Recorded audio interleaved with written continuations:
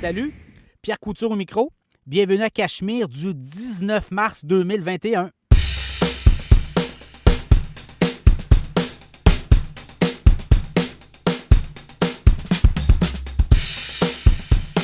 Toujours très heureux de vous accueillir pour ce nouvel épisode du podcast Cachemire qui roule.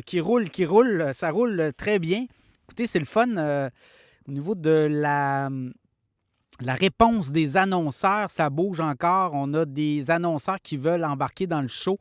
Et pour les prochaines semaines, les prochains mois, donc ça nous amène assez loin là, dans la séquence. Alors, c'est très intéressant de voir que les annonceurs s'intéressent à Cachemire de cette façon-là. L'auditoire est là, les sujets sont là. On a vraiment un produit qui intéresse tout le monde. Alors, c'est vraiment, vraiment intéressant. Merci beaucoup. Les auditeurs aussi, merci beaucoup d'écouter le podcast comme vous le faites à chaque semaine parce que ça paraît et ça fait en sorte que ça crée une belle communauté. Alors, on a des très bonnes codes d'écoute encore une fois cette semaine. Alors, beaucoup de matériel. Avant de passer au matériel, deux choses. L'infolette financière, Cachemire. Bien, vous allez sur cachemiredepierrecouture.ca. Dans l'onglet Patron Plan, il y a une petite place où vous pouvez remplir 6 $ par mois. C'est pas cher, là. Je vous donne quand même à chaque semaine je vous envoie des titres boursiers à surveiller. Et également, c'est 60 $ par année. Sinon, il y a toujours aussi l'infolette sur pierrecouture.ca. L'infolette, si vous recevez le podcast Cachemire avant tout le monde, le jeudi en fin d'après-midi. Alors, il y a l'infolette. Il y a également nos annonceurs. Cette semaine, encore des annonceurs Mallette comptable. Vous cherchez des comptables et cette semaine, on a quelqu'un de Mallette qui va venir nous parler là, des PME. Alors, oui, Mallette partout au Québec, 30 bureaux partout. On a 1100 employés. On embauche. Alors, Mallette, ça bouge beaucoup. Je pense qu'au Québec, Mallette, c'est un des plus gros bureaux de comptables. Là.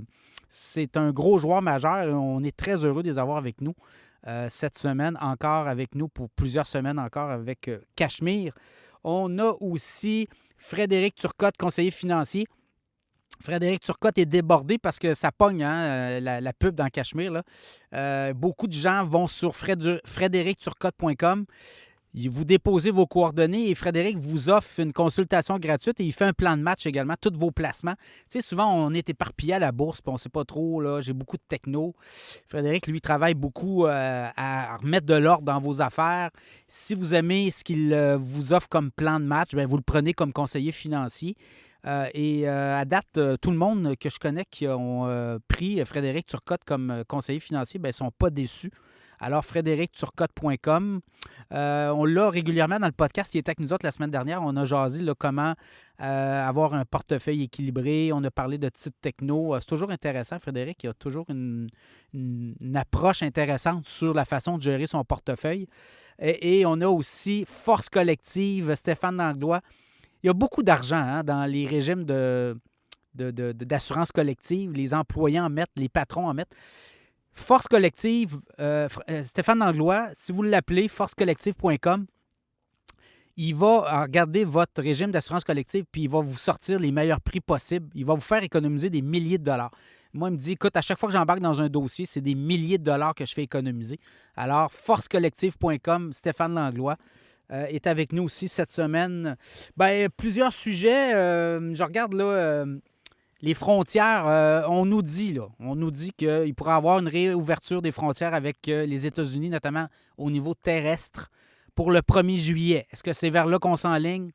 On nous a dit qu'on serait vacciné au Québec au 24 juin, donc ça serait possible que le 1er juillet, il y ait une entente entre le Canada et les États-Unis. On va parler de ça. On va parler de la pénurie de travailleurs qui s'en vient. On ne s'en sortira pas. Là. Il y en avait une avant pandémie. Il y en a une qui s'en vient. Dans certains secteurs, c'est très difficile actuellement de recruter.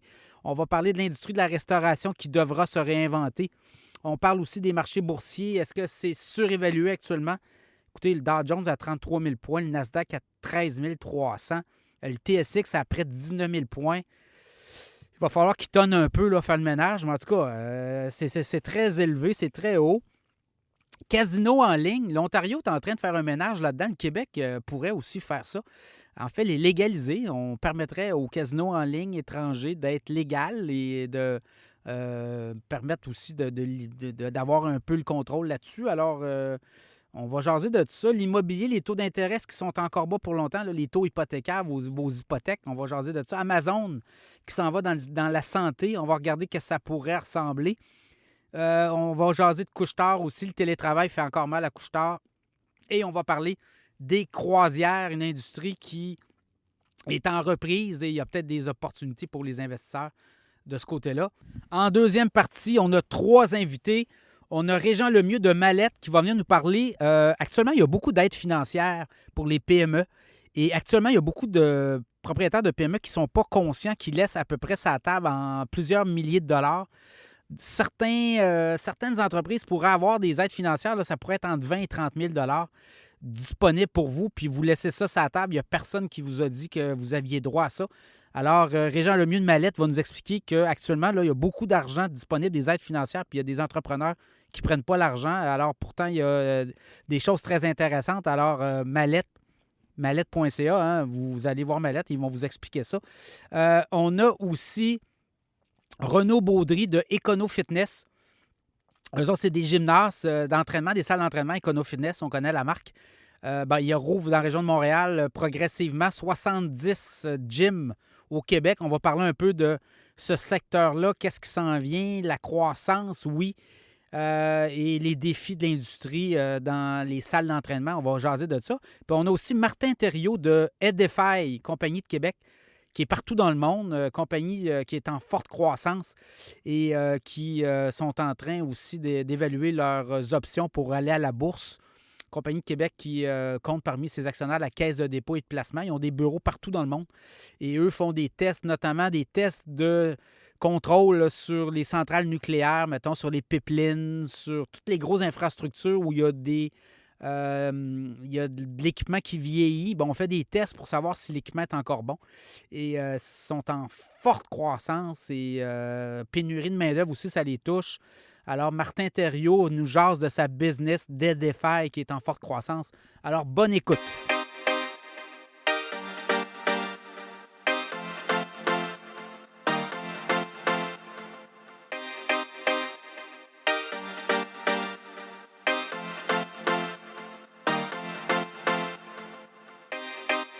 Est-ce que l'on pourrait assister à la réouverture des frontières prochainement, c'est-à-dire d'ici quelques mois, évidemment. Prochainement, c'est toujours une éternité.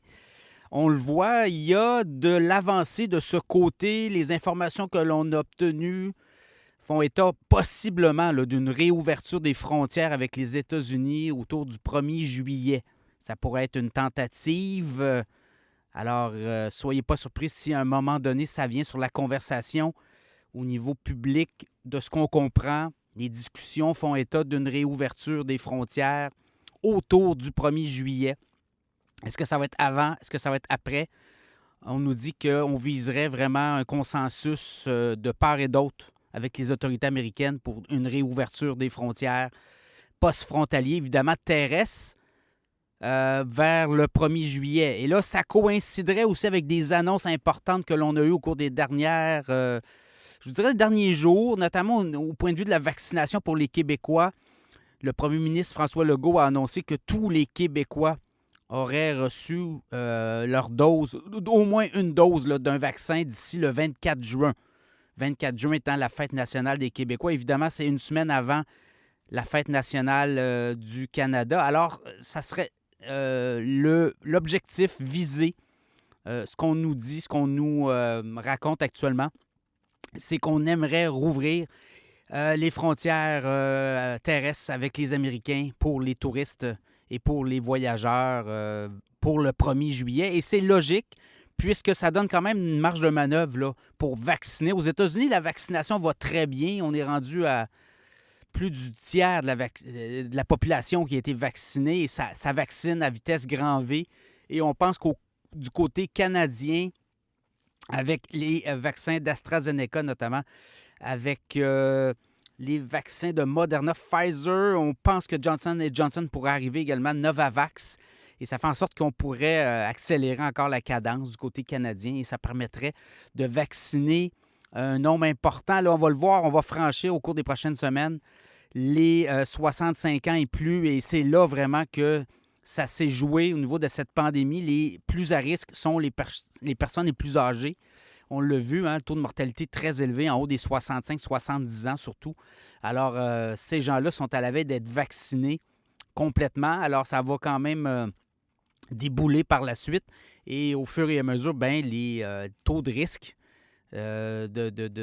d'impact très négatif lorsqu'on contracte le virus COVID-19, coronavirus, bien, ça fait en sorte que les taux de mortalité vont diminuer beaucoup. Et ça va faire en sorte de relaxer tout le monde, je pense. Alors, 1er juillet, mettez ça à votre calepin. Les informations qu'on a, ça sera autour du 1er juillet. Est-ce que ça va être avant? Est-ce que ça va être après? Il va y avoir des jeux de pression, évidemment, des jeux de coulisses. L'industrie touristique va peut-être vouloir, dépendant d'où on se place, là. Parce qu'évidemment, rester entre nous, c'est beau, là, être confiné entre nous, mais on veut des touristes, on veut ouvrir les portes. Et dites-vous une chose, les gens qui vont arriver ici des États-Unis auront été vaccinés. Il n'y aura pas de... Je pense pas qu'il y aurait de gens là, qui vont traverser s'ils n'ont pas été vaccinés. Et je pense qu'on pourrait là, assister peut-être aussi, on le voit dans certains pays européens, des espèces de passeports, vaccins. Alors évidemment, les gens qui arrivent et qui ont une note ou un papier, une confirmation qu'ils ont été vaccinés, ça va rassurer un peu tout le monde. Et les CDC, là, notamment aux États-Unis, disaient que 2 personnes vaccinées, le port du masque n'est plus obligatoire. Alors, il y a ça aussi qui va entrer dans le jeu aussi. Ça va rassurer tout le monde, je pense. Alors, dans ce contexte-là, ben, ça va donner du lousse. Là, on est quoi? On est rendu au 19 mars. Encore mars, avril, mai, juin, encore 2 mois et demi. Alors, je pense que c'est jouable. Alors, il faudrait s'attendre éventuellement à voir les frontières avec les États-Unis rouvrir.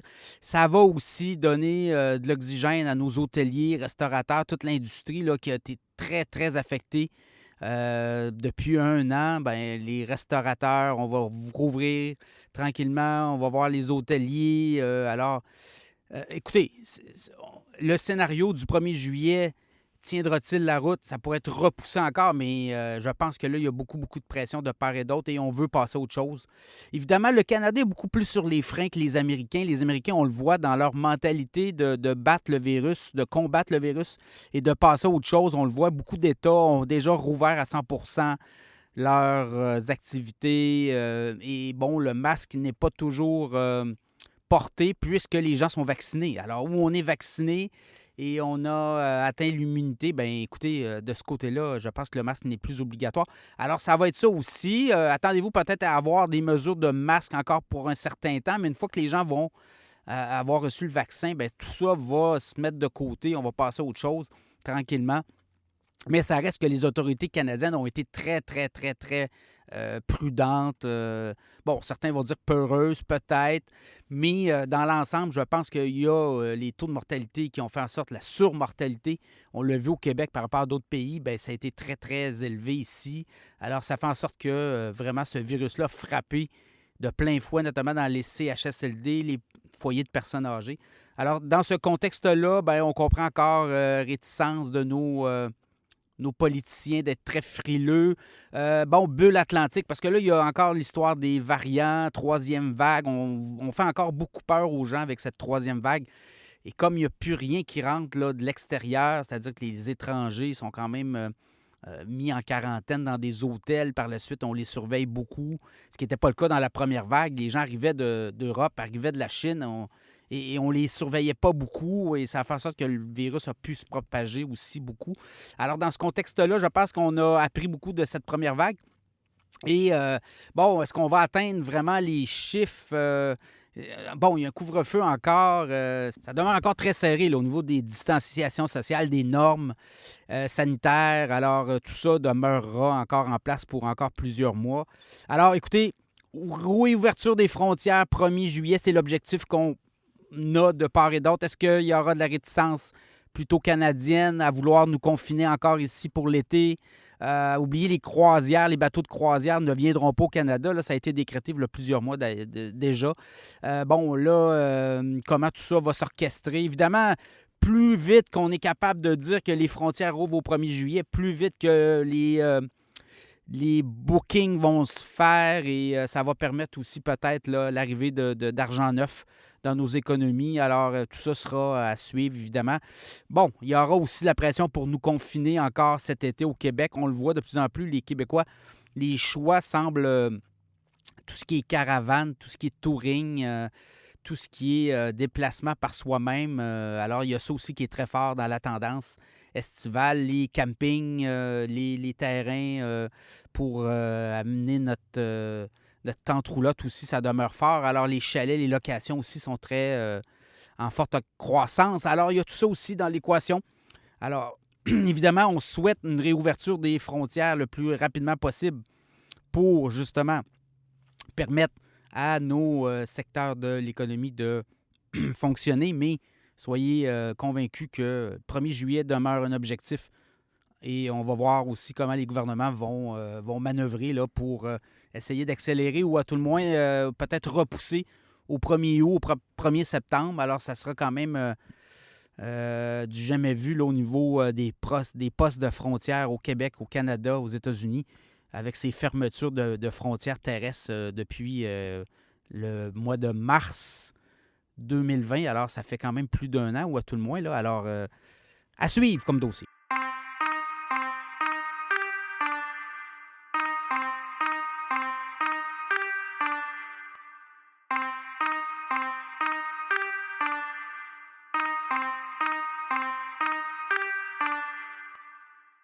Se dirige-t-on vers une autre pénurie de travailleurs au Québec? Tout semble indiquer que oui.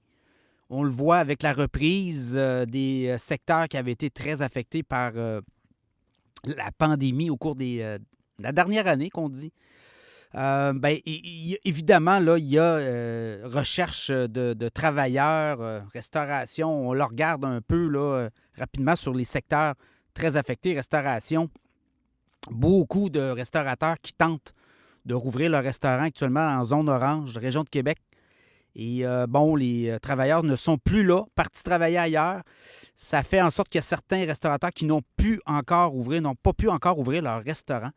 Et là, on est en formation, on a trouvé de la main-d'œuvre, mais il faut les former. Est-ce que ces gens-là vont rester? Alors, voyez-vous, là, il y a comme une espèce de porte tournante. Il y a des travailleurs expérimentés dans ces secteurs-là qui sont allés ailleurs, travailler notamment pour l'État, travailler dans le système de santé, notamment. Et ça fait en sorte qu'il y a un roulement de personnel et ça fait en sorte qu'il y a beaucoup d'entreprises actuellement qui nous rapportent des problèmes de travailleurs, restauration rapide, restauration, des plongeurs à 20 de l'heure, des cuisiniers à 25-27 de l'heure. Alors, c'est courant actuellement et ça pourrait avoir un impact sur la facture, évidemment, en restaurant. Alors, soyez pas surpris lorsque vous allez manger au restaurant prochainement. Vous pourriez faire un saut. Écoutez, la restauration, c'est un secteur. L'hôtellerie, même chose. On a perdu beaucoup de travailleurs. Et là, lorsqu'on va reprendre le tourisme, ça va être graduel, évidemment, mais quand même, il va y avoir des problèmes là. On nous dit que au niveau des ressources humaines, très compliqué aussi, faire du recrutement actuellement. L'informatique aussi, problématique. Le problème de la soudure. Et là, comme les missions à l'étranger, c'est très compliqué. Également, comme on a beaucoup coupé au niveau de recrutement, tout ce qui est travailleurs étrangers, les gouvernements ont comme mis un frein à tout ça aussi. Alors, ça fait en sorte qu'il y a des entreprises actuellement qui graffinent beaucoup, ne peuvent pas profiter là, du rebond de l'économie qu'on voit actuellement. Les vaccins aussi, ça va vacciner. Alors, on va rouvrir rapidement certains secteurs et ça va faire mal. Alors, évidemment, pendant un an, les gens ont pu peut-être aller du côté de la numérisation pour gagner en efficacité, productivité. L'intelligence artificielle, les robots, oui, ça aussi, il y a possibilité là, de peut-être gagner l'agilité, oui, mais également au niveau de peut-être mettre des travailleurs qui étaient sur une certaine ligne de production, on peut les envoyer ailleurs, mais Ça fait en sorte que ça peut libérer des forces de travail, mais ça fait en sorte aussi qu'on recherche des individus ou à tout le moins des travailleurs avec des capacités différentes. On peut les former. Alors, il y a tout ça qui est dans l'équation et grave pénurie de main-d'œuvre qu'on nous dit elle était déjà là avant. Et là, ça fait en sorte qu'il y a beaucoup de gens qui partent à la retraite. On le voit, hein, la pyramide inversée. Oui, il y a des jeunes qui arrivent sur le marché du travail, mais ce n'est pas suffisant par rapport aux travailleurs beaucoup plus âgés qui, eux, partent à la retraite. Alors, ça implique aussi une nouvelle façon de voir. On l'avait vu aussi avec certains employeurs qui disaient aux personnes plus âgées, ben peut-être retraite progressive ou partez à la retraite, mais revenez travailler à temps partiel dans l'entreprise, quelques heures, on peut s'accommoder.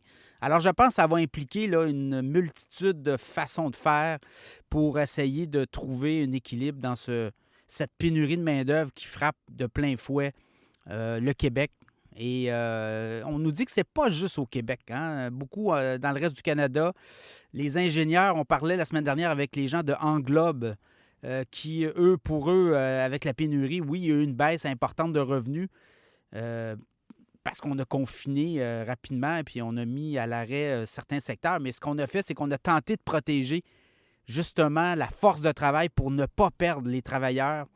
Et ça fait en sorte qu'aujourd'hui, on peut reprendre rapidement et gagner des contrats de cette façon-là. Alors, il y a eu des différentes façons de faire dans les entreprises pour protéger la main-d'œuvre. Évidemment, les petites entreprises là, qui sont qui ont subi le tsunami, bien, elles n'étaient peut-être pas conscientes là, qu'elles ne retrouveraient pas leurs travailleurs. Et là, bien, ça fait en sorte qu'aujourd'hui, il y a des entreprises qui sont sérieusement mises à risque non seulement de croissance, mais aussi peut-être même de fermeture, puisqu'on n'a pas les travailleurs requis. Alors, il y a ça aussi dans l'équation. Alors, ça va être intéressant de voir comment nos gouvernements vont travailler là, prochaines semaines, rapidement, là, pour essayer d'aller donner des outils aux entrepreneurs, aux entreprises, pour notamment les travailleurs étrangers. Je pense qu'il faut repartir rapidement les programmes et permettre aux travailleurs étrangers de venir travailler ici. Aussi, les missions, oui, et peut-être même au niveau de l'industrialisation, numérisation, des programmes d'aide pour aider les entreprises à devenir plus productives avec peut-être moins de travailleurs.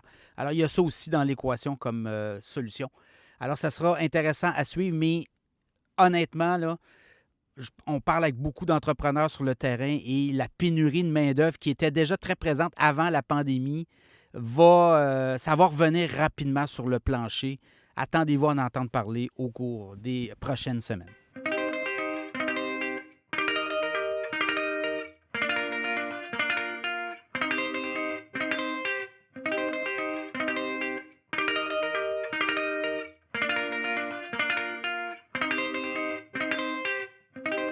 L'industrie de la restauration devra se réinventer au cours des prochains mois, prochaines années. On l'a vu, hein, c'est une industrie qui a été lourdement affectée par la crise du coronavirus, la crise sanitaire. Et on a fermé les restaurants pendant plusieurs mois au Québec notamment, le reste du pays aussi, dans certains endroits. Même à Montréal, on ne peut pas rouvrir les salles à manger encore, on est encore en zone rouge. Et ça fait en sorte que beaucoup de modèles d'affaires de restaurants ne sont plus viables ou à tout le moins ont été lourdement affectés par cette pandémie, mais également ça met en lumière la fragilité des modèles d'affaires. Beaucoup de restaurateurs ont décidé de réviser leur façon de faire, le take-out au niveau des commandes, soit en ligne ou directement par téléphone. Et on passe prendre la commande en restaurant où on fait la livraison. Alors, ça fait en sorte que ça a donné une impulsion à certains restaurateurs, ça a donné des idées.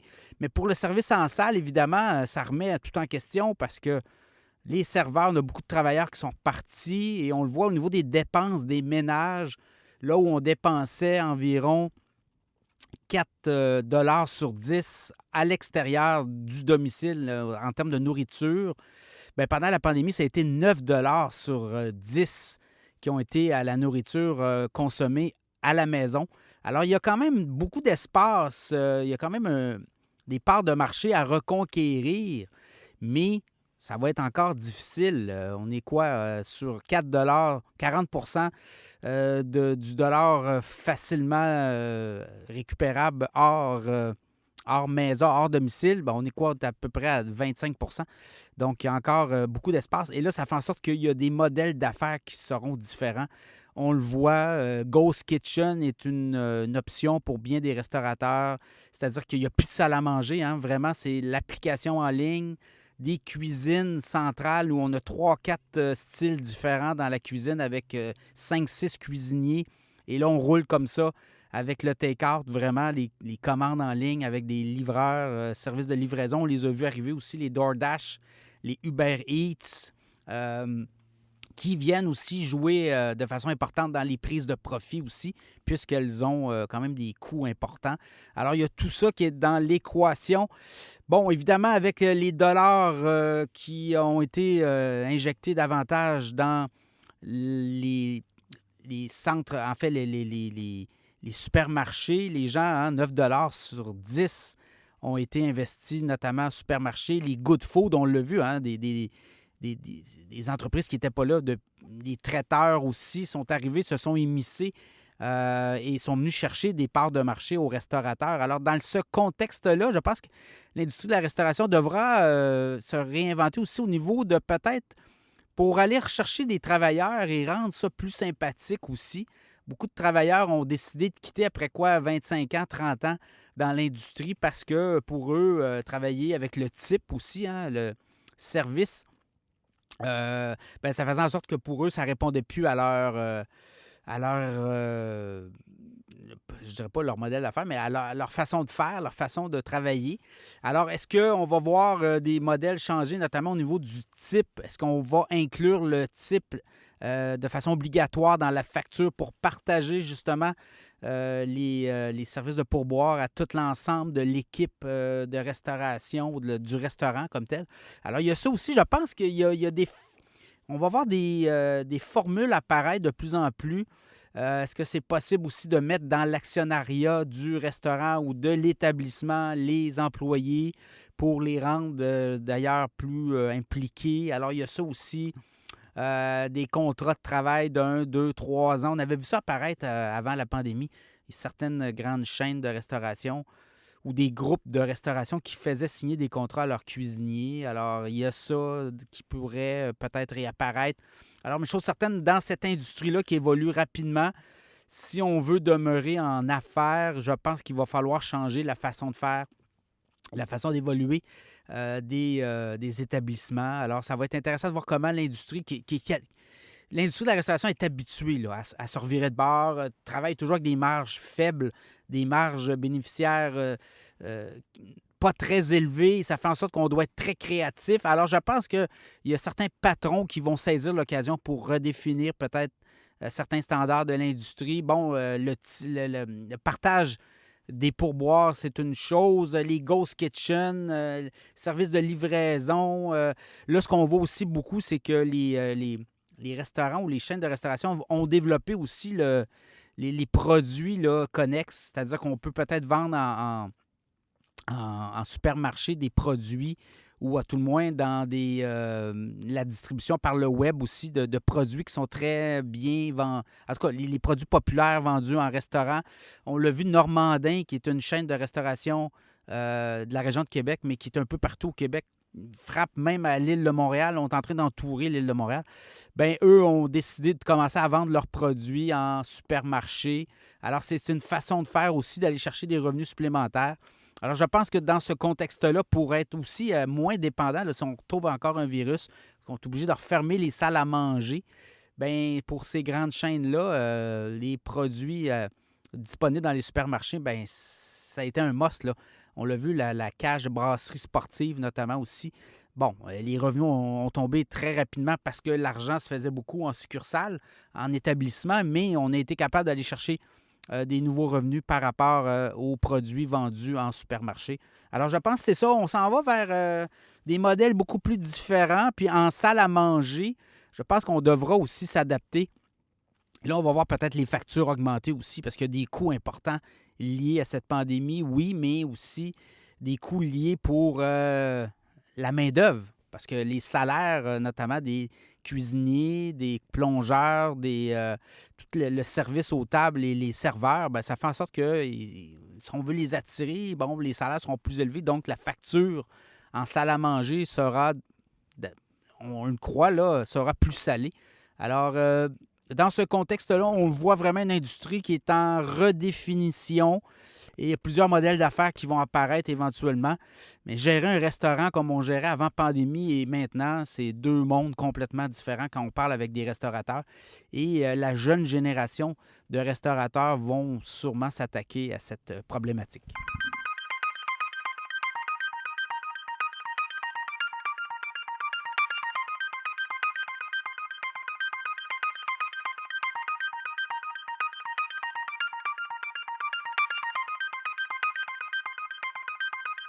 Est-ce que les marchés boursiers sont actuellement surévalués?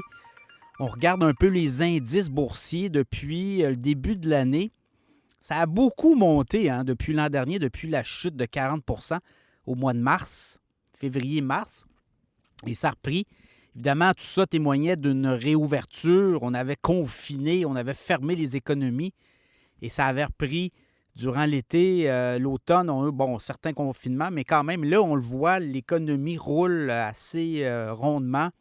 Plusieurs pays, un peu partout sur la planète. Ce qu'on voit, par contre, c'est que les marchés boursiers sont souvent en avance de 6 mois sur l'économie réelle. Et ça fait en sorte que les indices actuellement sont très élevés. On regarde un peu le Dow Jones, 33 000 points. Jamais vu. C'est des records. Depuis le début de l'année, c'est 10 de hausse. Et on regarde le Nasdaq aussi, 13 300 points, plus de 5 depuis le début de l'année. Bon, dans le cas du Nasdaq, ben ça a brassé beaucoup. On était beaucoup plus élevé que ça en février, début mars. On a eu des titres, en fait, des rotations dans les gestions, les grands gestionnaires, là, dans la gestion au day-to-day, au jour le jour sur les titres boursiers. Ben, on a comme délaissé un peu les technos et ça a affecté l'indice Nasdaq. On avait eu quand même une hausse d'à peu près de plus de 30 en 2020 sur le Nasdaq. Alors, il y a eu des titres qui ont très bien performé et là, on les délaisse tranquillement. On est allé vers des titres beaucoup plus conservateurs, les titres à dividendes notamment. Et ça fait en sorte que, bon, pour le Nasdaq, 5 d'avancée, mais quand même, on n'a pas eu de grands mouvements sur les indices. On regarde le TSX à Toronto. L'an passé, ça n'a pas été des grands rendements. Cette année, on est à 8 de hausse, 18 960 points, autour de près des 19 000 points. Et ça fait en sorte que l'indice TSX n'a jamais été aussi élevé de toute l'histoire. Bon, évidemment, le contexte est différent. Il y a beaucoup d'argent actuellement dans le système. On l'a vu aux États-Unis, le plan d'aide aux ménages, aux entreprises, plan de relance, 1 900 milliards. Bien là, on commence à toucher les chèques au niveau des ménages américains, des entreprises. Donc, ça fait beaucoup de liquidités. On dit qu'il y en a beaucoup de ces ménages-là qui vont jouer à la bourse, qui vont investir dans le Bitcoin. Alors, ça va faire beaucoup d'argent dans le système. On a aussi la Fed, la Réserve fédérale, la Banque centrale des États-Unis. Cette semaine, le grand patron est venu dire qu'on injectait encore massivement de l'argent dans le système. On imprime encore beaucoup de cash. Et ça fait en sorte que l'économie américaine, au lieu de faire 4,5 cette année, avec tout l'argent qu'il y a dans le système, on va faire 6,5 L'économie est en reprise, évidemment. Oui, il y a des chômeurs. Oui, il y a des gens qui ont perdu leur boulot, qui vont tenter de se remettre sur les rails. Et ça fait en sorte qu'il y a de la création d'emplois aussi. Par contre, au niveau des taux d'intérêt, ce qu'on dit au niveau de la Fed, c'est que on va laisser monter l'inflation. Peut-être, là, c'est toujours 2 la cible, mais on va peut-être aller plus haut que ça avant de peut-être annoncer là, une hausse du taux directeur qui est à 0,25 Alors, ça fait en sorte que ça a rassuré tout le monde, mais ça met de la surchauffe. Et là, dans les marchés boursiers, on est très, très élevé.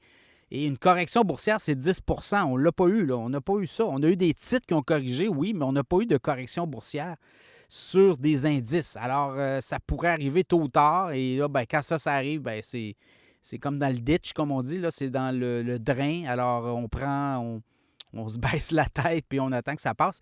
On ne l'a pas vu, ça, encore depuis un certain temps, depuis l'an passé, en fait, depuis un an, depuis la chute de 40 Alors, évidemment, il y a beaucoup d'argent dans le système et ça fait en sorte que quand ça baisse quelque peu, 2, 3 journées de baisse, bien, il y a des liquidités de façon importante et là, les gens reviennent rapidement. On est beaucoup dans un marché là, on appelle ça les gens choisissent les secteurs, les titres, et c'est comme ça que ça fonctionne beaucoup ces temps-ci.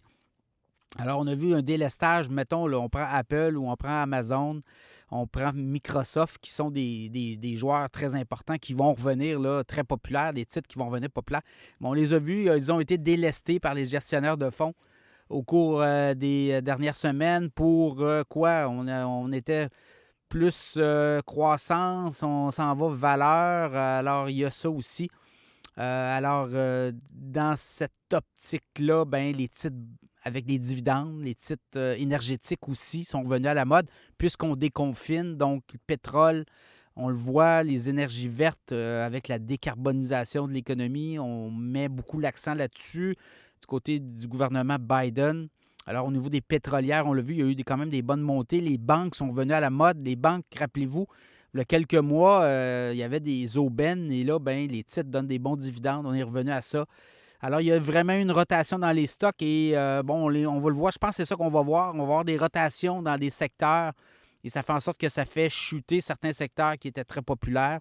Chuter étant moins 10 et certains secteurs ou certains titres et ça fait en sorte que ben, certains titres peut-être sous-évalués reviennent dans les radars des investisseurs, des gestionnaires. Alors, marché boursier surévalué. Attendez-vous à ce que ça bouge, ça soit très volatile. Beaucoup d'argent, évidemment, beaucoup de nervosité. Et il y a beaucoup de day traders aussi qui sont présents dans les marchés financiers. Quoique, il y a des grands fonds d'investissement aussi qui sont là. Alors, écoutez, la Bourse de Toronto, 90% du marché, c'est les grandes banques, c'est les grands institutionnels. Alors, on peut peut-être dire que les petits joueurs ont un impact, là, mais globalement, c'est les grands joueurs qui tirent le marché. Alors, c'est Wall Street également aux États-Unis. C'est les grandes firmes. Alors, c'est de ce côté-là qu'on regarde. Le Bitcoin aussi est revenu à 57-58 000.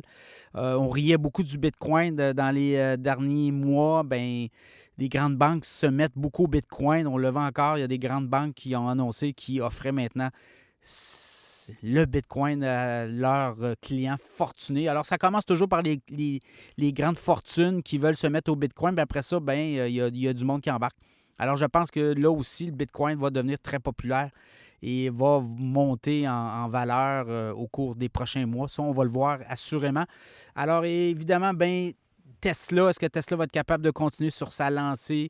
Alors, dans ce contexte-là, il y a vraiment un changement au niveau de la gestion des portefeuilles des gros joueurs, évidemment. Là, on vous parle des gros joueurs, des gros fonds de pension.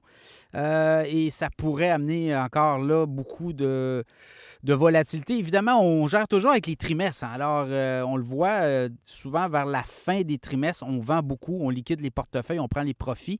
Ça fait en sorte que, bon, la fin mars pourrait avoir un petit peu de rock'n'roll sur certains secteurs, certains titres, et ça pourrait bouger comme ça au cours des prochains trimestres. Alors, ça sera à suivre.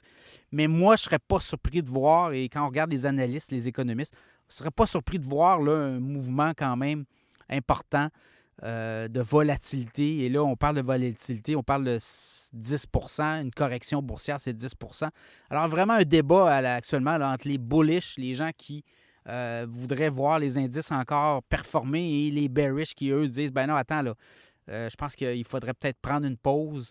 Alors, ça va être intéressant de voir comment tout ça va s'orchestrer. Il y a des forces, l'offre et la demande. Alors, c'est ce qui fait en sorte que les indices sont très élevés actuellement. Et ça fait en sorte qu'il y a des banques centrales qui interviennent encore massivement. Alors, évidemment, tant que ces banques-là seront là, on va soutenir les titres, on va acheter, on rachète, hein, c'est ce qu'on fait, là, c'est qu'on rachète des obligations, notamment d'entreprises, pour qu'elles restent en santé. Alors, beaucoup de volatilité encore dans les marchés. Surévalué, ça dépend de quel côté vous vous situez, mais chose certaine, ce qu'on dit, puis ce qu'on voit, gardez-vous des liquidités. Également, on reste investi dans le marché parce qu'il faut profiter des rebonds. Hein? Alors, peut-être vendre une certaine... Si vous avez des titres qui ont bien fait et que vous sentez là, que vous êtes partant pour une prise de profit, ben peut-être en vendre une partie, en garder et faire rouler vos placements dans votre portefeuille. Alors, ça sera évidemment à suivre. Parlez avec vos conseillers financiers aussi, toujours. Ils sont là pour vous éclairer. Alors, dans ce contexte-là, des marchés boursiers très, très élevés actuellement.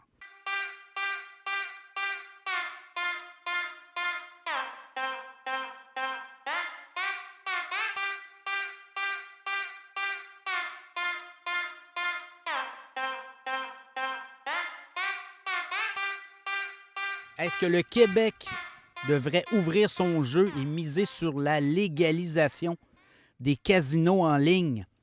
Actuellement, au Québec, si vous n'êtes pas sur un site de l'Auto-Québec, espace jeu, et que vous jouez sur un casino en ligne, vous êtes illégal. Et le gouvernement du Québec avait tenté de bloquer tous les sites extérieurs qui ne sont pas sur espace jeu, les sites de casinos en ligne, de jeux de hasard en ligne.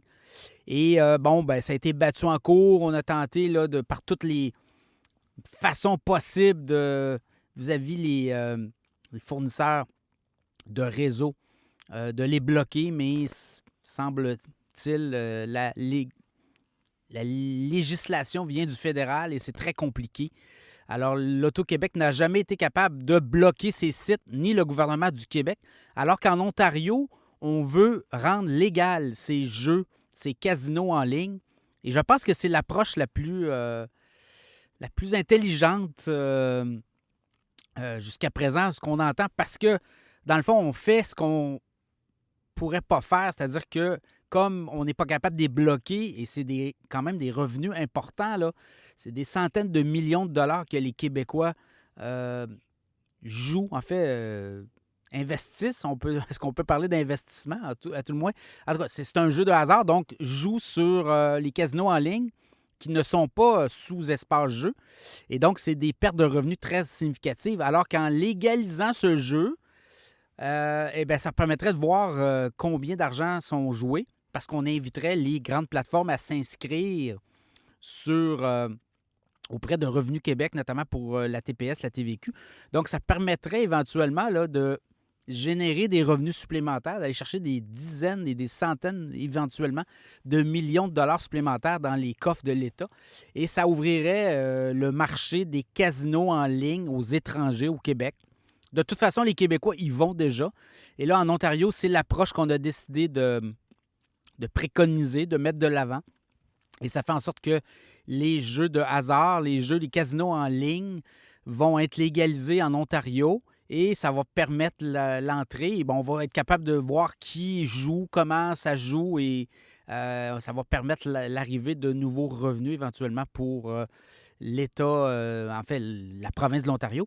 Alors, le Québec devrait aller là. Je comprends mal l'entêtement du gouvernement du Québec de tout vouloir contrôler, encore une fois, comme si le Québec était un îlot dans le monde, alors que le jeu en ligne est partout.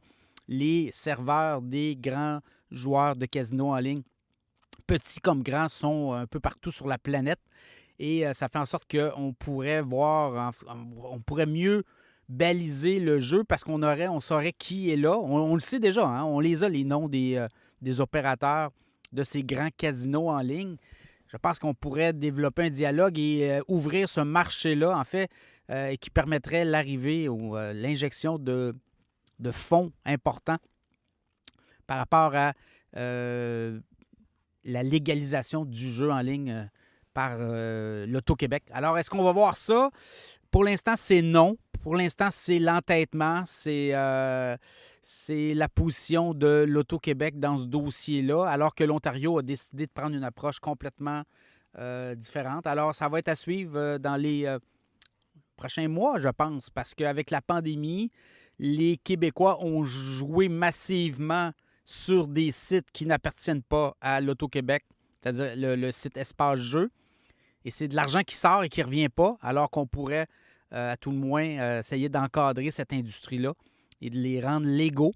Et ça ferait en sorte qu'ils viendraient s'inscrire sur les plateformes et ça ferait en sorte que l'Auto-Québec pourrait au moins tirer des revenus au lieu d'essayer de jouer, je ne sais pas trop quoi, là, essayer de légaliser ou de légiférer sur la planète, ce qui ne peut pas être fait.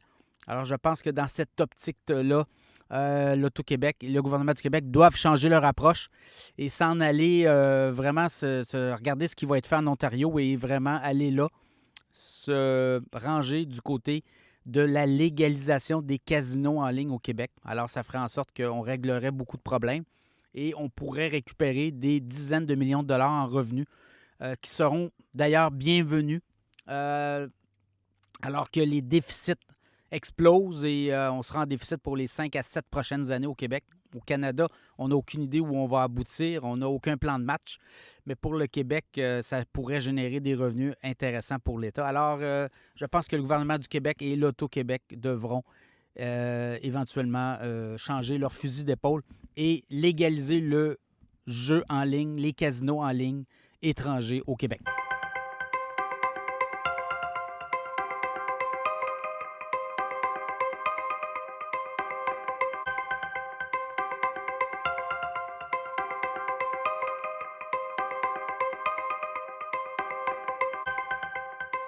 Est-ce que les taux d'intérêt hypothécaires demeureront bas encore pour longtemps? On le voit dans le secteur immobilier, ça chauffe beaucoup actuellement.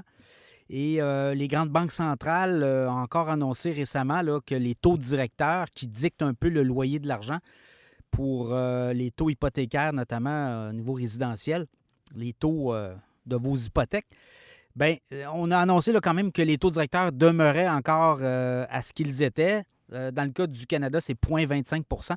Et dans le cas des États-Unis, la Fed, cette semaine, a encore dit, bien, 0,25 % on est capable encore d'accommoder tout le monde encore pour l'an 2021, 2022 peut-être. Et on voit peut-être 2023, limite, là, début 2023. Alors, ça va faire du temps, ça encore. Mais on a vu quand même que dans le marché des prêts hypothécaires, on a vu une hausse au début mars, hein, quand même. Là, et lorsque la Banque du Canada est venue confirmer son taux directeur à 0,25 demeurait stable, on a vu une baisse par la suite, mais quand même, il y a eu une petite hausse. Et là, bien, ça fait en sorte les gens qui veulent acheter des maisons, une maison, un condo, on regarde les taux d'intérêt. Les taux hypothécaires sont très bas. On a des taux c'est historique. Hein? On a déjà eu, il y a quelques années, du 5-6 bon, début des années 80, 1980-85, on était à 17-18. Il y a même du 20 de taux hypothécaires, imaginez. On n'est pas à ça actuellement, ce qui fait que c'est très alléchant. Et là, on le voit, ça a un impact aussi dans le marché puisque les gens sont capables d'emprunter des sommes beaucoup plus importantes à des taux hypothécaires plus bas. Bien, ça fait en sorte que les prix des maisons montent. Ce n'est pas juste créé par ça, mais le pouvoir d'achat est là.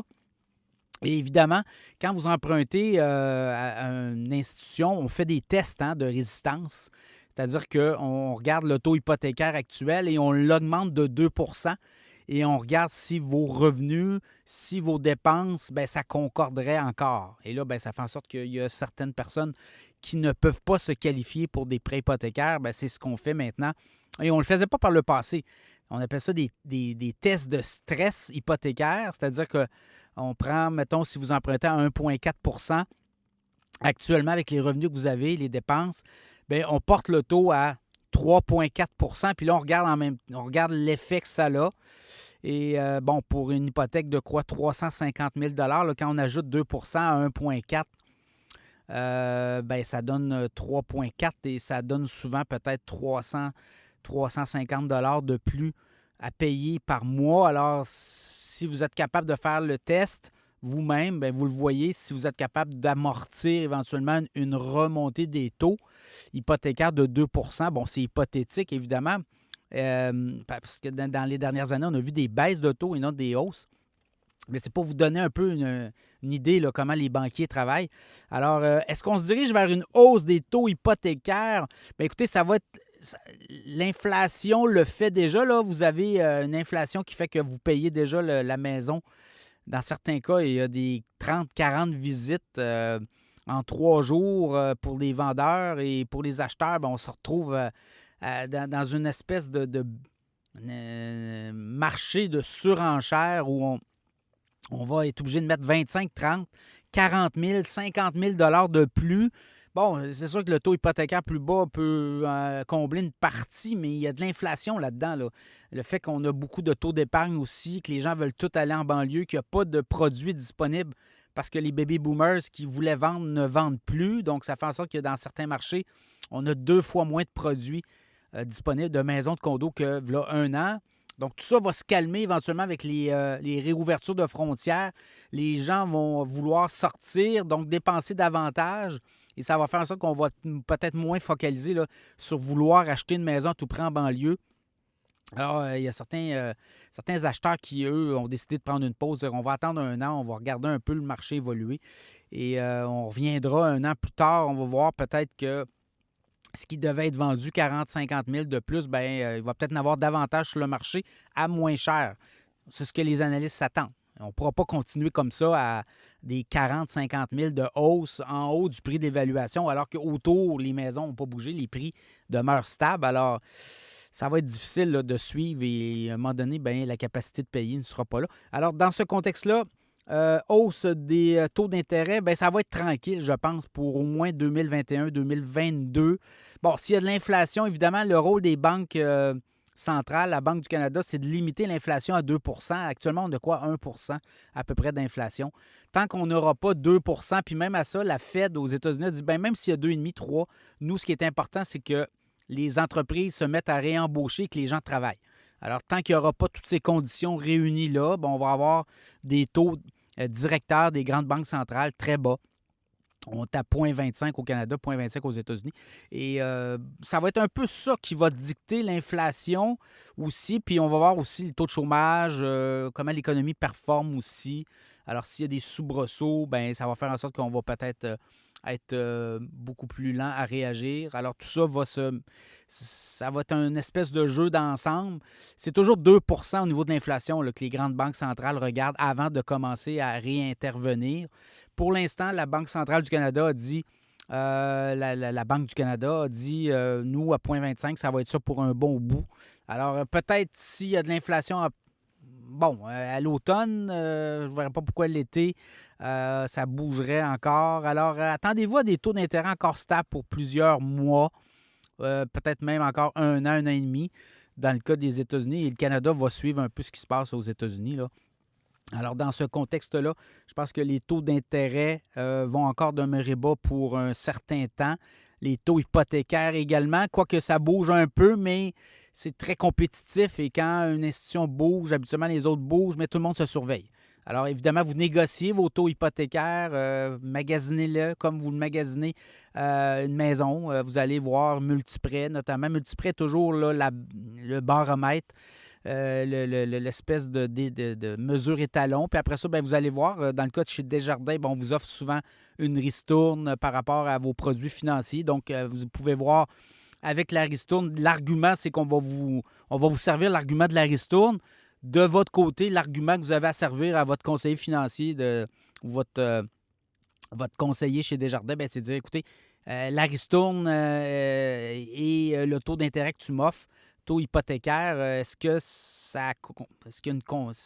qu'on concurrence la compétition? Et bon, il y a toujours un coût à payer là, pour changer d'institution. Il y a des coûts de compte et tout et tout. Alors, faites vos calculs, évidemment, faites vos recherches, comme on dit. Mais taux d'intérêt hypothécaire bas pour un certain temps, oui, effectivement. On ne voit pas là, à court terme une hausse importante des taux hypothécaires. Alors, c'est la bonne nouvelle pour les acheteurs de maisons ou pour ceux qui veulent renouveler, ça va venir. Là. Vous avez toujours 6 mois. Hein, votre institution financière vous fait toujours parvenir 6 mois avant votre renouvellement de votre hypothèque, de votre prêt hypothécaire, parce qu'eux veulent vous garder, évidemment. Là. Donc, c'est à eux aussi à vous séduire. Donc, vous faites-les travailler. Ils sont là pour ça. Alors, dans le cas des taux d'intérêt hypothécaires, encore bas pour un certain temps.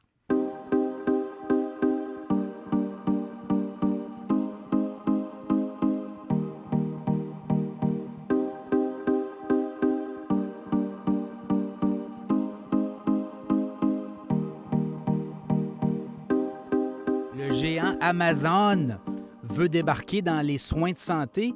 Cette semaine, Amazon a fait des annonces en ce sens. On va d'abord s'occuper de ses employés. Hein. Amazon a dit on va s'occuper de nos employés avec Amazon Care. On va vraiment développer des services en ligne et par la suite, on va l'étendre au grand public. Alors, évidemment, ça a fait jaser beaucoup dans le monde des analystes financiers puisque c'est un marché en forte croissance. Vous le voyez au Canada aussi avec la pandémie. Beaucoup de joueurs dans le secteur privé veulent s'en aller là. On a vu des joueurs apparaître. On a encore beaucoup de pression actuellement sur le réseau et ça fait en sorte que le secteur privé sera appelé, tant aux États-Unis qu'au Canada, à jouer un rôle important, je pense, dans les prochaines années. Dans le cas d'Amazon, on parle d'un marché potentiel nord-américain de près de 80 à 100 milliards de dollars annuellement dans les soins de santé, la télémédecine. Alors, on va aller là et je pense qu'Amazon a les infrastructures pour développer ce partenariat-là avec des médecins, des gens de la santé. On le voit de plus en plus. Il y a des groupes, des associations, des entreprises qui se forment, des infirmières qui veulent se désaffilier. Alors, on a des médecins aussi qui veulent se désaffilier du réseau. Alors, tranquillement, je pense qu'on va voir ça au Québec aussi éventuellement et Amazon va jouer un rôle. Alors, dans le cas de Amazon Care, ce qu'on veut faire éventuellement, c'est de rendre très accessible la télémédecine. On dit qu'on rend gratuitement une consultation avec une infirmière, alors que pour un médecin, il y a des coûts. Comment on va tout arrimer ça avec les plateformes en ligne qu'on a actuellement, là, Amazon Prime? Alors, on va aller là. Hein? On va avoir un onglet éventuellement santé. Est-ce que ça va être Amazon Prime? On va avoir un petit supplément.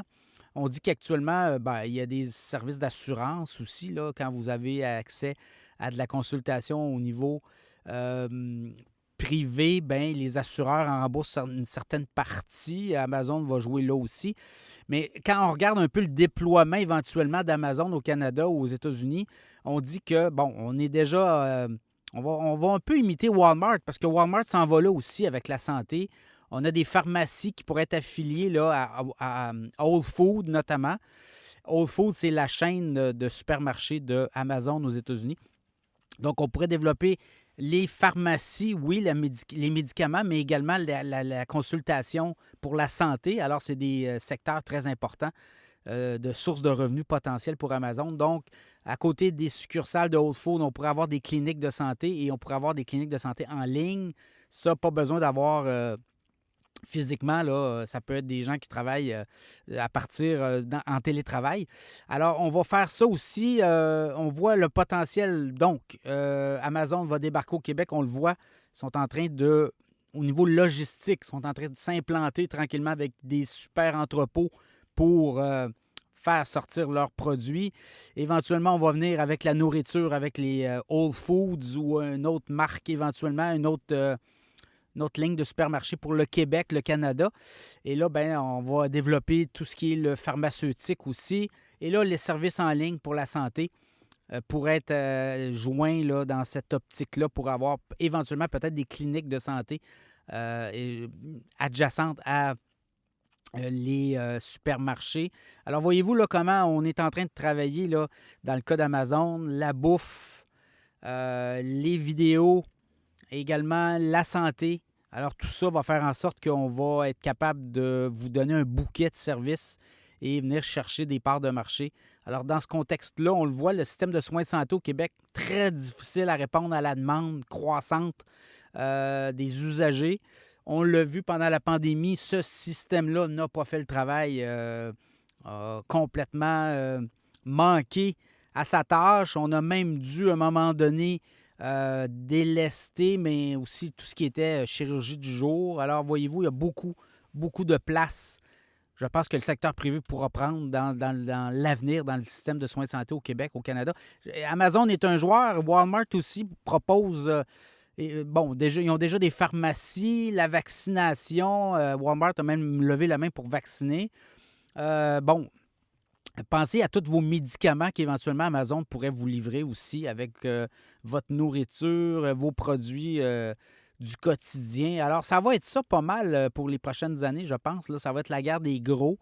Dans le cas d'Amazon, on va regarder au dernier trimestre, 125,5 milliards de revenus, 7,2 milliards de profit net.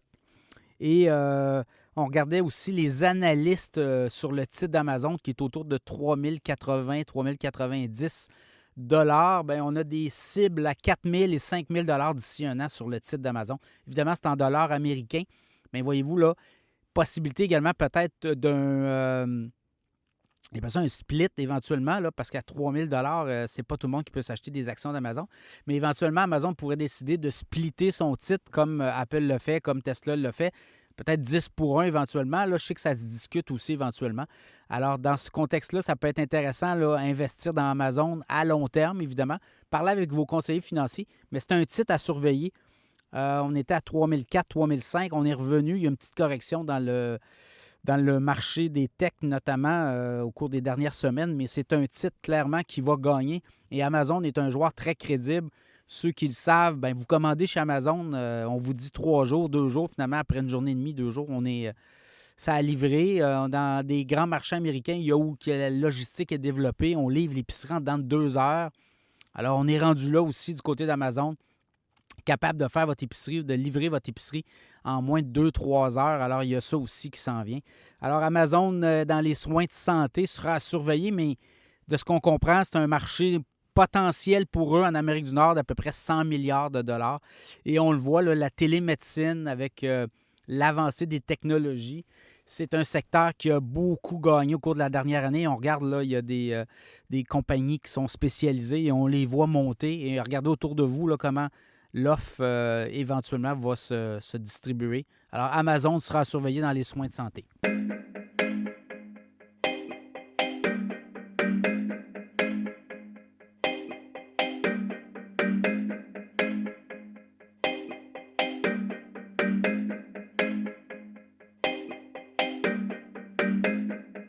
Alimentation Couche-Tard a aussi fait parler d'elle.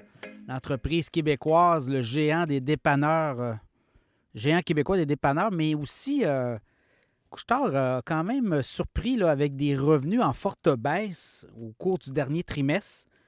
Des revenus en baisse de 3,4 milliards. Alors, 13,2 milliards de revenus sur, comparativement à là, un an, à 16,6 milliards. Alors, on explique clairement cette baisse de revenus-là chez Couche-Tard par les ventes d'essence, qui représentent à peu près 50 des revenus de l'entreprise. Comme il y a du télétravail et comme les gens, les activités n'ont pas repris chez les travailleurs, notamment un peu partout où Couche-Tard est, bien, ça fait en sorte que moins de gens en voiture, moins de gens qui se déplacent. Alors, ça fait en sorte que les revenus sont moins importants. Baisse de 3,4 milliards de revenus sur 3 mois. Les profits, bien écoutez, 607,5 millions de dollars US versus 659,9. Alors, les profits ont quand même, c'est demeuré stable, si on veut. Par contre, les revenus, de façon importante. Et là, on comprend pourquoi Couche-Tard veut changer de modèle d'affaires, c'est-à-dire qu'on veut sortir de la vente d'essence éventuellement, et on veut s'en aller dans la nourriture, on veut s'en aller vers autre chose. On l'a vu, là, le move de vouloir acheter Carrefour, bien, c'était un move stratégique pour changer de modèle d'affaires, éventuellement être moins dépendant des revenus de l'essence. Hein, dans les dépanneurs, c'est beaucoup ça. Là. C'est 50 des revenus actuellement, les ventes d'essence pour Couche-Tard, autour d'eux là, à peu près. Alors, on comprend pourquoi on veut éventuellement changer de modèle d'affaires dans le cas de Couche-Tard. Alors, il y a ça aussi, le télétravail. On regarde aussi au niveau des revenus, bien, au niveau de la marchandise. Là, on le voit, les gens vont moins d'un Couche-Tard, mais quand on va d'un Couche-Tard, on achète d'autres choses que de l'essence. On achète des marchandises diverses. Alors, il y a eu des hausses de revenus là, dans les ventes comparables dans les établissements, année sur année, trimestre sur trimestre. Alors, ça, c'est encourageant. Ça veut dire que les tendances sont là. Et bon, les gens, vous le voyez par vous-même, les déplacements sont moins importants au niveau au niveau de la voiture, donc ça fait en sorte qu'il y a moins de dépenses d'essence. Alors, éventuellement, bien, ça va peut-être, en tout cas, j'espère que ça va revenir, mais ça peut être long parce que là, on le voit aussi, nombreux, les employeurs où on a beaucoup de gens en télétravail, si ce n'est pas vacciné, ça ne reviendra pas au bureau tout de suite. Et même que dans certains cas, beaucoup d'entreprises qui sont en train de réviser leur façon de faire, de modéliser des dépenses et des coûts. Et on dit, bien écoutez, si vous êtes capable de travailler 2-3 jours à la maison, 2 jours au bureau, 3 jours à la maison, une semaine, 3 jours à la maison, 2 jours au bureau, êtes-vous capable de faire ça? Oui, parfait. Êtes-vous intéressé? Donc, il y a ça aussi qui s'en vient, là, je pense. Alors, ça pourrait peut-être, éventuellement, peut-être affecter certains modèles d'affaires, dont celui de Couche-Tard. Alors, ça sera également à suivre au cours des prochains trimestres si les ventes reviennent. Parce que là, on a comme déconfiné, on déconfine de plus en plus. Et ça fait en sorte que là, on va revoir éventuellement les travailleurs revenir au bureau, au boulot. Et bon, ça va faire en sorte que pour Couche-Tard, les revenus devraient revenir à la normale ou à tout le moins à ce qui était avant pandémie. Alors, ça va être ça aussi à surveiller. Couche-Tard avait aussi mis en branle un programme de rachat d'actions. On l'a vu, là, ils ont racheté beaucoup d'actions au cours des dernières semaines. Ça fait monter le titre. Et là, je regardais, suite au dévoilement des résultats cette semaine, bien, ça a fait baisser le titre de 3 %. On est remonté quasiment à 42 dans le cas de Couche-Tard. On a baissé de 3 %. Est-ce que ça va avoir un impact à plus long terme? Les déceptions quand même chez les investisseurs parce que les ventes d'essence représentent une bonne source de revenus. Et ça, ben, on le voit, là, c'est pas revenu. Alors, ça va être toujours peut-être un point d'interrogation à regarder. Dans le cas de Couche-Tard à long terme, je regarde les analystes. Beaucoup d'analystes sont pas inquiets. Là. Évidemment, la vente d'essence, ça va revenir.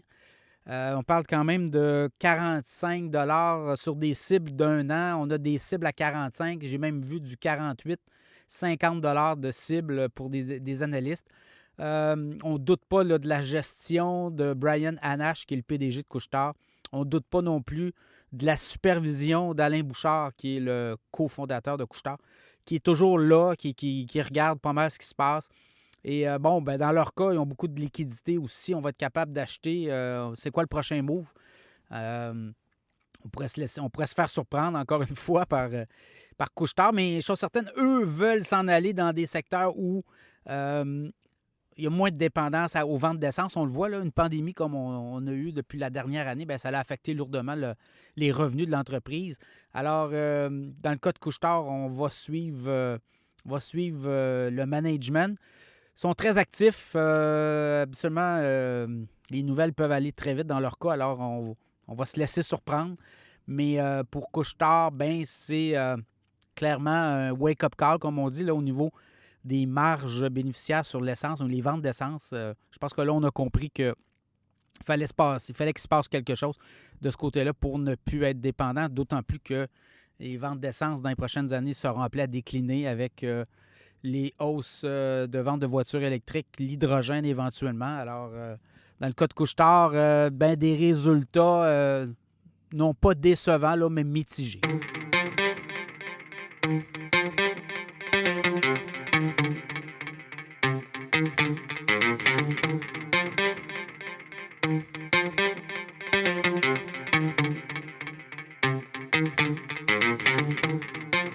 Un autre secteur qui sera surveillé assurément dans les prochains mois, le secteur des croisières. Et on le voit avec les déconfinements, avec les campagnes de vaccination. Ça fait en sorte que pour la période estivale, il y a beaucoup de gens, notamment aux États-Unis, les Américains sont vaccinés à peu près 40 % de la population et ça va très vite. Hein? Alors, ces gens, les touristes américains cet été voudront aller en croisière et on le voit déjà sur les titres de croisiéristes dont on va discuter.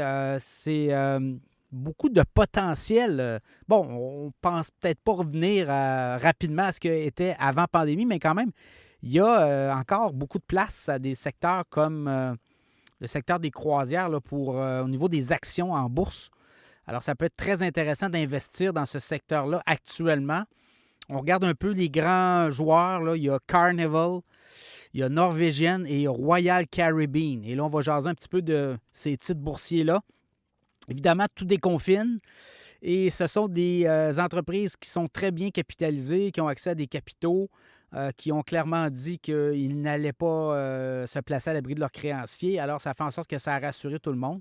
Et l'autre chose, avec la technologie, notamment des tests rapides, on est capable de détecter et on va être capable de détecter rapidement s'il y a des cas de coronavirus sur les bateaux. D'autant plus que j'ai comme l'impression qu'on va beaucoup pousser pour que les gens qui viennent en croisière dans les prochains mois et qui reviennent en croisière devront être vaccinés ou à tout le moins offrir une garantie de vaccination. Alors, ça va aussi peut-être faciliter le travail de tous ces grandes entreprises-là dans le tourisme de masse. Alors, Carnival, qui était un titre avant pandémie à 50 on est autour de 29 actuellement. Et si on regarde depuis le début de l'année, ben, c'est une progression de près de 30 On était autour de 20-21 en début d'année. On est rendu à 29 Carnival, titre qui était à 50 avant pandémie. Alors, il y a quand même encore du jeu, possibilité de prendre de la croissance à mesure qu'on continue, qu'on déconfine et qu'on accélère la vaccination dans les pays. Alors, ça va aller très vite. Et je voyais qu'on a commencé à faire beaucoup de promotions là, pour l'automne dans ces grands groupes de croisiéristes. Dans le cas de Norvégienne, ben, le titre était à 59 avant pandémie. Là, on est autour de 30 à la bourse. On était en début d'année à 23 Alors, il y a quand même eu une croissance là aussi. Et Royal Caribbean, qui est le plus gros des trois, on était à 133 avant la pandémie. On est à 91 autour d'eux actuellement et on est à 70 en début d'année pour ces groupes-là. Alors, voyez-vous, là, il y a vraiment une accélération au niveau de la progression des titres boursiers. Évidemment, vous pouvez embarquer là, puis peut-être faire des rachats, tout dépendant si les titres baissent, mais on s'en va pas vers... On recule pas, là. Chose certaine, avec les Américains qui sont vaccinés, l'économie américaine est en pleine réouverture. Il y a des États où il n'y a plus de confinement, il n'y a plus de... C'est 100 là. On est en activité 100 Alors, les bateaux de croisière qui servent peut-être à des croisières en Europe, bien, seront peut-être rapatriés du côté américain parce qu'on s'attend cette année, cet été, là, à une forte croissance du côté américain, des dépenses en tourisme, oui, à l'interne, mais si on est capable de sortir, on va le faire aussi. Alors, pour ces grands groupes-là, les prochains mois seront très excitants, là, la reprise des affaires.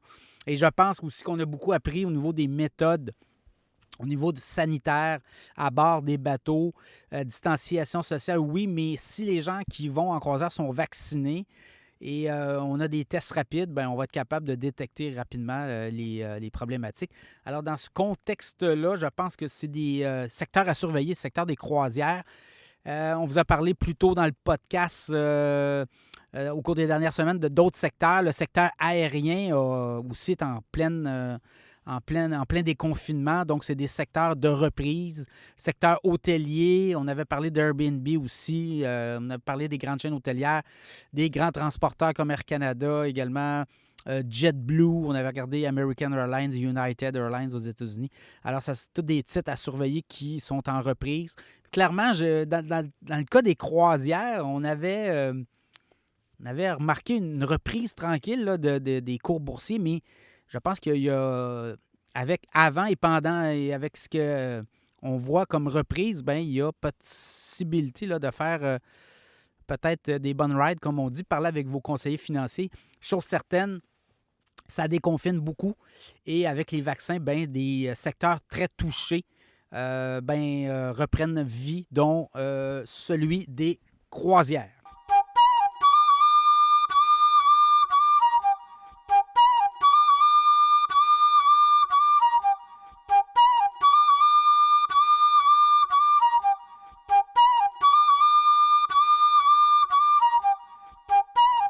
Cette semaine à Cachemire, on reçoit Régent Lemieux, associé service conseil Groupe Mallette. Comment ça va, Régent? Très bien. Toi aussi, Pierre? Oui, ça va bien. Écoute, on est ici aujourd'hui pour se parler parce que là, avec les aides financières annoncées par les gouvernements, là, de ce que je comprends, puis ce que tu m'expliques, c'est qu'il y a beaucoup de propriétaires de PME, des entreprises qui ne profitent pas de ces aides-là, qui ne savent pas comment ça marche encore. Il y a beaucoup d'argent sur la table actuellement. Bon point, Pierre. Effectivement, après un an, donc ça fait quasiment jour pour jour, un an que les programmes ont commencé. Dès le 15 mars, le gouvernement fédéral a mis en application différents programmes. La plus connue, c'est la subvention salariale d'urgence. Mais malheureusement, aujourd'hui, en cours des entreprises qui ne vont pas chercher ces programmes-là. Faute d'informations, en pensant que c'était un peu compliqué, ces programmes-là. C'est très technique, mais c'est important de les demander parce qu'il faut comprendre que les PME ne sont pas habitués d'avoir des subventions. Hein. On entend souvent des subventions chez les Bombardier, des grandes sociétés, mais la PME, c'est rare qu'on entend parler de ça. Mais il y a vraiment des programmes de subventions pour la pandémie, pour les PME. Fait que finalement, tout le monde y a droit. Tous les secteurs d'activité sont, dans le fond, admissibles aux subventions salariales d'urgence. La plupart des gens pensent que si l'entreprise va bien, ils n'ont pas droit à cette subvention-là, alors que la subvention se calcule vraiment sur une baisse de revenus. Donc, il peut arriver qu'un mois précis, tu as eu une baisse. Si tu as une baisse, tu te qualifies au pourcentage de cette baisse-là, à 0,8 de cette baisse-là. Fait que tu te compares toujours avec l'année avant la pandémie, donc décembre 2020 avec décembre 2019. Si tu as une baisse, automatiquement, tu te qualifies à la subvention. Donc, c'est des montants importants là, que tu parles, parce que pour certaines PME, on a vu des baisses de revenus importants. Donc, c'est là que ça joue. C'est beaucoup d'argent qu'on peut laisser sur la table, effectivement, parce que tu le mentionnes, Pierre, c'est la masse salariale avec le pourcentage de baisse que tu as eu qui peut te permettre d'aller chercher cet argent-là au gouvernement assez facile avec l'ARC, donc l'Agence de revenus du Canada. OK. Là, comment ça fonctionne? Les gens viennent ici, viennent chez Mallette. Vous autres, vous avez une équipe de services offerts. Vous les analysez. Et là, vous regardez s'ils sont admissibles ou pas. Effectivement, on est en mesure rapidement de faire des tests d'admissibilité qu'on appelle pour qualifier, voir si l'entreprise est admissible ou pas à la subvention. Et bien souvent, les gens sont très surpris parce qu'ils pensent qu'ils ne sont pas admissibles à la subvention. Puis après avoir fait le test, parce qu'on peut faire le test sur l'année comparative, mais aussi avec la moyenne de janvier-février. Puis on peut utiliser aussi deux méthodes, sans trop rentrer dans les détails. Ouais. La méthode de cash, d'entrée d'argent, ou la méthode de facturation. Donc, qui fait que quand on utilise ces 4 méthodes possibles-là, on se rend compte que des fois, l'entreprise ne pense pas se qualifier, mais par une autre méthode se qualifie. OK. Donc là, tu nous parles de quelle aide financière possible, là? Oui, dans le fond, les deux aides financières sont encore disponibles. C'est la subvention salariale d'urgence qui se qualifie au pourcentage de diminution, puis la subvention d'urgence pour les loyers aussi, qui est admissible depuis octobre 2020, dans laquelle on peut aller chercher des montants au même pourcentage de la baisse qu'on a obtenue dans notre première qualification. Puis les baisses sur les loyers, ça porte sur les assurances, le loyer et les taxes municipales et scolaires. OK. Donc là, on fait un peu le tour avec les propriétaires des PME ou les gens qui sont à la comptabilité. On regarde avec eux les baisses de revenus, puis s'il y a possibilité de se qualifier. Et tu dis quoi? Dans un pourcentage d'entreprises, mettons sur 100% des entreprises admissibles, il y en a combien qui laissent ça sur la table actuellement? Bien, présentement, le gouvernement estime qu'il y a environ peut-être 25 à 30 entreprises, 30% d'entreprises qui peuvent laisser encore de l'argent sur la table. C'est quasiment le tiers des entreprises qui n'ont pas... C'est ça, qui ne sont pas nécessairement admissibles pour une période précise, mais ils peuvent l'être. Vous comprenez, là, ça va jusqu'en juin 2021. Donc, on parle de 16 périodes possibles. Donc, ça va à peine de regarder pour chacune de ces périodes-là, voir si on est admissible. Je vais vous donner un exemple. En décembre, dans lequel le gouvernement a annoncé un confinement important, on sait que les entreprises ont dû réduire leur production à partir du 24 décembre. Certains ont fermé leur usine. Donc, ça peut arriver qu'on ait une baisse de revenus seulement en décembre. On aurait pu bien aller durant toute l'année, puis en décembre, connaître une baisse à cause du confinement qu'il y a eu. Et là, à ce moment-là, on se rend compte qu'on peut se qualifier pour décembre. Et il faut comprendre que la méthode de décembre permet de se qualifier aussi pour le mois de janvier, donc pour la période suivante. Donc, toujours 2 périodes de qualifiables, parce que le gouvernement donne comme un taux gratuit qui permet de se qualifier au moins à 2 périodes minimum à ces programmes de subvention-là, autant pour les salaires que pour les loyers. Là, c'est les types d'entreprises qui viennent ici, c'est tout le monde, là? C'est ouvert à tout le monde? C'est ouvert à tout le monde. Dans le fond, on parle de petites à grandes entreprises. Même dans les grandes entreprises, ils viennent nous voir également aussi parce qu'il y en a qui ne veulent pas nécessairement aller comprendre le programme, fait qu'ils décident de faire affaire avec nous. Mais aussi, on aime bien desservir la petite PME qui n'ont pas nécessairement tous les outils pour être capable de bien comprendre ce programme-là. Puis nous, chez Mallette, on a monté une équipe de 40 personnes. Imagine-toi 40 personnes qui travaillent à aller chercher des programmes de subvention pour les PME du coin. On s'en fait quasiment un défi personnel de dire il faut ramener de l'argent sur le territoire par la PME.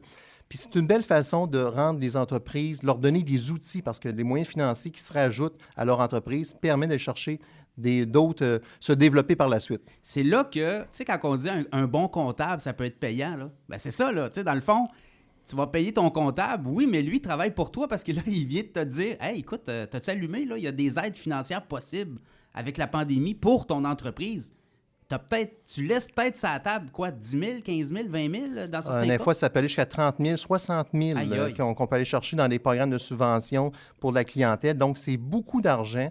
Ce programme-là, qui s'est mis fin, ça n'existe plus. Là. Dans le fond, ça fait 26 ans que je suis dans l'organisation. Hein? C'est unique. Ça n'a jamais existé un programme aussi bonifiant que ça pour les PME. Les gens pensent que, bon, ça va bien, donc je ne vais pas chercher le programme. Non, vous avez droit au programme, allez le chercher. Donc, sauf que vous avez une baisse de revenus, vous êtes admissible à ça. Puis nous, notre rôle, c'est vraiment de les conseiller par rapport à ça. On veut vraiment faire partie prenante avec l'entreprise, d'être avec eux dans une équipe, puis être leur conseiller pour leur futur. Si tu me donnes un exemple ou deux, dans la restauration, ça a été très touché. Tu sais, ils ont durement touché, les restaurateurs ont été fermés pendant. Ben, ici, je regarde la région de Québec, on l'a en zone orange, on vient de rouvrir, mais tu sais, on a été fermés 6 mois. Dans la région de Montréal, ils sont encore fermés, là, les salles à manger. Donc, un restaurateur, par exemple, ça peut s'appliquer. Là. Ça s'applique effectivement. Là, tu touches à un secteur encore plus affecté, la restauration, les spas, etc. Donc, c'est très affecté. C'est sûr que lorsque tu as une masse salariale, tu vas récupérer quasiment la majorité de la masse salariale, dans le fond, jusqu'au maximum qu'on peut atteindre, là, qui est 847 par individu. Donc, tu vas chercher le maximum. Puis en plus, tu vas chercher jusqu'à 90 de tes frais fixes, qui sont les taxes, les assurances, les loyers. Le gouvernement du Québec vient bonifier par une aide aux régions en alerte maximale. Donc, un autre programme possible que les gens ne sont pas nécessairement entendent parler à travers M. Fitzgibbon. Puis, ça me semble que c'est un programme que je pourrais peut-être avoir droit, mais ça semble un peu compliqué. Juste le nom, des fois, est compliqué. Fait que tu n'oses même pas y aller. Là. Mais nous, notre rôle, c'est d'aller chercher des programmes de subvention fédérales et également aussi provinciales. Surtout les entreprises qui sont grandement affectées par la pandémie. Fait que là, on dit aux propriétaires de PME que vous êtes à l'arrêt, là, au lieu de tourner à la maison chez vous en rond, appelez Mallette parce qu'il y a peut-être des milliers de dollars que vous laissez sur la table actuellement. Restauration, c'est un exemple. D'autres types d'entreprises qui ont été touchées par la bande, oui, parce qu'on a arrêté à peu près tout le monde puis on a reparti tout le monde avec les confinements. D'autres types d'entrepreneurs là, qui pourraient... Le commercial est très affecté aussi, oui, hein? Dans le fond. On parle de la restauration, mais tous les commerces de vente de produits de détail, dans le fond, ont été beaucoup affectés par la pandémie. Ça, c'est une clientèle qu'on va chercher beaucoup.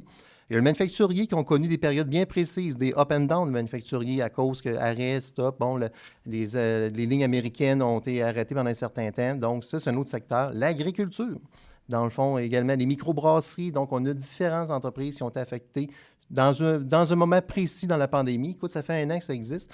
Le programme va durer 1 an et demi. Fait que Mallette.ca, hein, il y a 30 bureaux partout au Québec, 1100 employés. Donc, on rentre par Mallette.ca. Mallette.ca, puis on vous réfère, dans le fond, dans votre bureau de votre région pour être capable de chercher ces différents programmes-là. Dans le fond, on s'en fait un honneur. Régent Lemieux de Mallette, merci beaucoup. Merci, Pierre. Bye.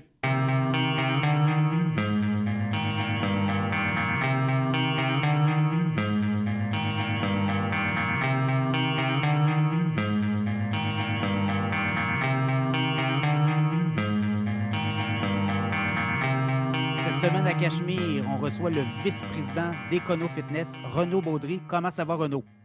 Ça va bien. Écoutez, on a eu des bonnes nouvelles dernièrement. Réouverture des gyms en zone rouge. Oui, ça ouvre, ça déconfine. Comment on appréhende chez vous, là, parce que là, ça va débouler assez vite. Là, on en ouvre une 50aine rapidement. 51 gyms qui vont ouvrir leurs portes le 26 mars prochain. On est soulagé et très, très enthousiaste à la réouverture de ces gyms-là. Ça va se joindre, ces 51 gyms-là, aux 16 qui sont présentement ouverts en zone orange. OK. Donc, pour vous, la business reprend. Donc, c'est positif parce que si on peut dire que vous avez été un secteur affecté depuis 1 an, là, c'est bien les gyms au Québec avec la restauration, les spas, tout ça. Et là, ben, ça reprend, évidemment. Alors, comment on appréhende cette reprise dans votre cas avec full opération, comme on dit, là? Ben oui, on a eu le temps de se préparer. Ça a été une rouverture qui a été graduelle. On a commencé avec un gym à Chicoutimi en février, le 8 février. Ensuite, on a ajouté l'Outaouais. Dernièrement, la capitale nationale et les autres régions, là, Mauricie, Centre du Québec, Chaudière-Appalaches, qui se sont ajoutées. Donc, ça nous a permis de faire une réouverture qui était graduelle. On est réchauffé, si on veut, pour cette réouverture-là. Puis là, on est prêt pour le Grand Montréal. Il y a différentes étapes par lesquelles on passe pour planifier une réouverture de cette ampleur. Bien, déjà, on a 2 semaines de préavis. On le prend, ces 2 semaines-là, parce que dernièrement, ça a été 4 jours, 5 jours de préavis. Rouvrir 51 gyms avec 4 jours de préavis, c'est un grand défi. Avec 2 semaines, on est confiant qu'on va y arriver, puis on va être prêt dès le 26 mars. La première étape, c'est de comprendre les mesures, puis là, c'est l'étape dans laquelle on se trouve actuellement, comprendre les mesures qui vont s'appliquer en zone rouge spécifiquement pour les gyms. Oui. Et là, on travaille très fort là, à aller chercher l'information puis à voir comment ça va se passer, l'accès au gym en zone rouge. Là, on comprend en zone rouge, puis même en zone orange, les vestiaires sont pas ouverts, hein? C'est ça, là? En C'est assez zone, vite? en zone orange, les vestiaires, les douches sont ouverts. OK, OK, Euh, Ce qui est important de comprendre, c'est que c'est la mise en forme individuelle qui est permise actuellement en zone orange et qui sera permise en zone rouge. OK. Donc, les entraînements en groupe ne sont pas permis. Toutefois, en zone orange, dès le 26 mars, là, on ajoute cette mesure-là. Donc, les entraînements en groupe de 8 personnes vont être permis à l'intérieur en zone orange. Donc, il y a toute cette mécanique-là des mesures qui évoluent aussi autant en zone rouge qu'en zone orange. Donc, c'est ce qu'on tente de comprendre. En zone rouge, donc, on vient d'avoir la confirmation que les douches et les vestiaires ne pourront pas être ouverts. Ouais, c'est ça, Donc, exact. donc, on arrive au gym déjà changé, déjà prêt à l'entraînement. Le principe, c'est d'avoir accès à ces équipements, mais l'idée, c'est de rentrer puis de sortir rapidement puis d'être dans le lieu public le moins longtemps possible, là, puis C'est de ça. s'en tenir à l'essentiel pour son entraînement. Et également, il y a de la distanciation sociale. Ça veut dire qu'en zone rouge, quoi, vous êtes à 50, vous êtes à quel pourcentage de votre capacité totale? Mais en fait, la formule, c'est une formule au pied carré. OK. Donc, ce qui est appliqué comme mesure, on prend le nombre de pieds carrés total de l'emplacement, puis on divise par 215 pieds carrés par personne ou 20 mètres carrés, qui est la mesure ou la norme là, dans l'ensemble des commerces du Québec. OK. Donc, avec ça, vous allez être capable au moins là, d'opérer puis de repartir la machine, comme on dit, puis de voir de la lueur d'espoir parce que c'était pas ça. Là, hein. Tout est fermé depuis plusieurs mois. Alors, pour la 5 mois. business, Econo Fitness dans le business, quand on regarde dans le marché du gym, ça bouge beaucoup. Hein. Dans les dernières années, là, on a vu beaucoup l'offre se détailler. Dans votre cas, vous avez baissé les prix, puis vous avez décidé de vraiment là, miser sur l'accessibilité. Puis après ça, ben, il y a des différents prix là, pour tel service, mais ça a été vraiment une révolution au Québec de voir que votre modèle d'affaires là, est arrivé assez agressif. Ben oui, quand on est arrivé avec le concept EconoFitness, c'était pas un nouveau concept. C'est un concept qui existait déjà en Europe C'est ça. depuis plus de 20 ans, qui avait une dizaine d'années aux États-Unis. Quand nous, on l'a amené au Québec, ça existait déjà au Canada aussi. Le concept du gym, on appelle ça grande valeur à très bas prix. C'est le nom du segment généralement reconnu là, dans notre industrie. Quand on a amené ça, ça n'existait pas. C'est vrai, au Québec, on est les premiers qui ont vraiment développé à grande échelle le concept du gym de grande valeur à bas prix. Donc, l'idée, c'est d'offrir un prix d'entrée, de rendre le gym accessible à un plus grand nombre de personnes. Le nombre de gens qui s'entraînaient dans un gym il y a 7 ans, c'était environ 15% de la population. C'est-à-dire qu'il restait 85% des gens qui avaient peut-être jamais mis les pieds dans un gym. Donc, l'idée d'un concept comme celui d'EconoFitness, c'est justement d'aller chercher plus de gens, puis de les amener, de les faire adhérer à un gym, à un centre de conditionnement physique. Donc, c'est vraiment la raison pour laquelle on a amené ce concept-là. C'est pour démocratiser l'entraînement, puis le rendre accessible à une plus grande part de la population. Les derniers chiffres que j'ai, c'est peut-être, on est rendu peut-être à 16%.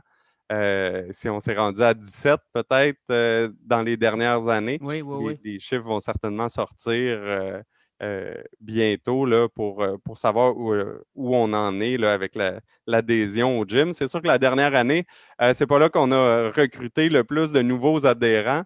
On a été fermé 270 jours dans la Ah, dernière année. oh, Et oui. on célèbre aujourd'hui notre première année de pandémie, de fermeture pour cause de pandémie. Oui, ouais, c'est ça. Ça Euh, vous a frappé de plein fouet. Mais on peut s'attendre quand même, parce que la pandémie a fait peut-être réaliser à bien des gens, ben, c'est important d'être en forme, puis peut-être aussi faire attention à ce côté-là davantage. Donc peut-être qu'on va voir, mais pas peut-être. Je pense qu'on va voir pas mal de monde ouais. débarquer dans les gyms dans les prochains mois, là, au fur et à mesure qu'on va passer de zone rouge à zone orange, dans votre cas, région de Montréal notamment. Là. Oui, tout à fait. Mais je pense que oui, tu as tout à fait raison quand tu dis que les gens ont pris conscience de l'importance de l'activité physique, l'importance de la santé physique, de la santé mentale. Puis c'est pas tout de guérir les maladies, il faut les prévenir aussi. Nous, on dit souvent il y a 125 bonnes raisons de s'entraîner, mais parmi ces raisons-là, ben, renforcer le système immunitaire, Ben oui. c'en est une, puis ça fait partie des mesures de prévention, l'activité physique. Oui, puis au niveau mental, faire de l'activité physique, ça libère toutes tes pensées un peu noires, négatives. Ça fait en sorte que tu te Ouais. regrandes sur Mhm. l'essentiel. Fait que ça Ouais. aussi, il faut miser là-dessus. Là. On le voit avec la santé mentale qui est devenue très importante. Donc, je pense que tu n'as plus le choix aujourd'hui là, si tu veux avoir, en tout cas, être un peu, mettre de l'équilibre là, dans tout ce déséquilibre-là. Je pense que l'activité physique fait partie de la solution. En tout cas, on se le fait dire pas mal. Puis quand on le vit sur le terrain, je pense que c'est ça aussi qu'on regarde, on voit. Là. Ben, tout à fait. Puis même l'activité physique, c'est la base de la gestion du stress. Tu sais. On dit Voilà, souvent quand il y a exact. un stress qui se pointe devant nous, il y a deux solutions. C'est combattre ou fuir. Tu sais. Souvent, on se réfère au mammouth, là, à l'homme des cavernes Ouais, ouais, ouais. qui arrive face au mammouth et qui se dit qu'est-ce que je fais? Je combats le mammouth ou je cours. Ben, dans les deux cas, c'est l'activité physique, c'est l'effort physique qui va nous permettre de réagir à la menace. Aujourd'hui, le stress, il est plus psychologique, il est plus mental, mais la réaction, puis la réaction qu'on veut générer, c'est la même chose. Et c'est les mêmes effets. Donc, le fait de faire de l'activité physique dans une situation de stress, bien, ça va permettre d'évacuer le stress puis de se sentir mieux. Qu'est-ce que tu vois dans les prochaines années comme tendance dans Mm. votre industrie, notamment au Québec? Est-ce que vous voyez un mouvement de consolidation parce qu'il y a des joueurs qui vont avoir eu de la misère à passer au travers de la pandémie? Est-ce que vous voyez arriver des nouveaux joueurs? Est-ce que vous, là, dans le cas d'Econo Fitness, vous êtes un acheteur, c'est-à-dire que vous êtes quelqu'un qui peut prendre l'expansion puis va gagner des parts de marché? On peut prendre l'expansion. Si je peux commencer avec notre plan pour les Oui, prochaines années, mais c'est sûr que d'abord, tu sais, ça va être là, une reprise. Si on peut rouvrir les gyms qui sont actuellement fermés, c'est la première étape pour entamer, d'après moi, dès l'automne, là, on va pouvoir prendre la reprise, reprendre les projets qu'on avait laissés en plan. Nous, il y a 3 gyms là, qui doivent ouvrir leurs portes, mais qui ont été un peu laissés en plan dans la dernière année à Trois-Rivières, à Québec, à Gatineau. Donc, ces fait que vous êtes en gyms-là vont. croissance. Là. Ce que tu me dis, c'est que vous êtes en croissance dans les prochaines années. Là. Ben, les prochaines années, moi, je vois la croissance tout à fait. La reprise de la croissance d'abord, puis ensuite, nous, notre objectif, c'est 100 gyms. 100 gyms pour 2026. OK. Donc, Donc, ça nous il y a donne encore un 5 ans. quart. Oui, c'est ça. Il y a encore un quart du marché à prendre. Ben, vous êtes quoi? Vous êtes 70, 71 gyms à peu près, là? 70, là, Ah, avec les c'est ça. 3 que je viens de nommer qui vont ouvrir cette année, là, on va être à 70 gyms. Donc, c'est un 30 de plus là, d'ici 2026 facilement pour EconoFitness. Donc, Donc, c'est pour nous, c'est 5-6 gyms clair. par année, là, c'est ça? C'est ça. C'est notre rythme, le rythme qu'on s'est fixé là, dans les dernières années, dans les 7 dernières années. euh, on s'est rendu compte que c'est le rythme 5, 6, 7 gyms par année. C'est le rythme qui peut être soutenable. On a eu des années, là, si je pense à 2015, on a fait 25 gyms dans une année. On ne verra plus ça là, parce que là, c'est beaucoup trop d'énergie en même temps. Donc, on va prendre un rythme qui se gère bien, puis qui est plus constant aussi pour les prochaines années. Mais définitivement, le segment à bas prix va prendre l'ampleur dans les prochaines années. Il y en a pris beaucoup dans les Oui. 7-8 dernières années, mais on va voir de plus en plus de gyms à bas prix là, partout au Québec. Je pense que c'est un facteur aussi très montréalais. Actuellement, le gym à bas prix, nous, on commence notre expansion dans l'Est du Québec, à Québec spécifiquement, dans la capitale nationale, mais il y a beaucoup de développement à venir pour EconoFitness là, dans la région de l'Est du Québec, ça c'est certain. Dans votre modèle d'affaires, bon, il y a le prix pas Mhm, très élevé pour attirer le mhm, consommateur, le client en salle. Puis après ça, je pense qu'il y a mhm, on peut y aller avec des options. Hein, et c'est ce qui fait que votre modèle semble très bien mhm. fonctionner dans l'industrie. Donc oui, il y a un prix d'entrée L'abonnement de base, c'est un abonnement qui est pour le week-end. Donc, on parle de 129 par année, 4,99 aux 2 semaines. Donne l'accès au week-end, un seul gym. Donc, c'est vraiment la base de l'accessibilité pour quelqu'un qui voudrait s'initier au gym, par exemple. Puis ensuite, ben, on peut ajouter des options, l'accès 7 jours sur 7, l'accès 24 heures sur 24 dans l'abonnement platine. Et même, on va jusqu'à l'abonnement extra où on va offrir des cours en groupe avec coach sur place, là, comme un gym traditionnel peut l'offrir aussi. Dans l'évolution des appareils aussi, ça semble aussi être quelque chose, là, on a vu beaucoup les Peloton de ce monde. Apple aussi s'est lancé dans le coach virtuel, le coach à la maison, si on veut. Là. Ça Ouais. aussi, ça vient jouer. Et j'imagine que là aussi, vous avez à vous adapter dans votre offre de service. Le coaching en ligne était déjà en croissance avant la pandémie. Je te dirais que la pandémie a accéléré la croissance de l'entraînement virtuel et ça a créé. La pandémie a créé des centaines, si ce n'est pas des milliers d'entrepreneurs dans notre industrie, des coachs, des entraîneurs personnels, même des coachs de cours en groupe qui ont développé leur business en ligne puis qui servent leurs clients de la maison. Donc, ça, on l'a vu pendant la pandémie, mais j'ai vraiment l'impression que ça va continuer puis que ces nouveaux entrepreneurs-là vont continuer à développer leur business. Donc, je pense que le service d'entraînement personnel et d'entraînement virtuel va vraiment se développer davantage dans les prochaines années. Et c'est un créneau qui pourrait vous intéresser, ça aussi, éventuellement, j'imagine? Ben, en fait, nous, notre rôle, c'est d'offrir des gyms de qualité à bas prix. C'est vraiment ça notre mission. Puis notre objectif, c'est d'agrandir, d'ajouter des emplacements, d'ouvrir des nouveaux gyms. C'est vraiment ça notre plan d'affaires. C'est les coachs virtuels, par exemple, les coachs en général, ouais, vous n'avez, on les invite. On travaille avec une entreprise qui s'appelle Fit Coach, qui est un matchmaker.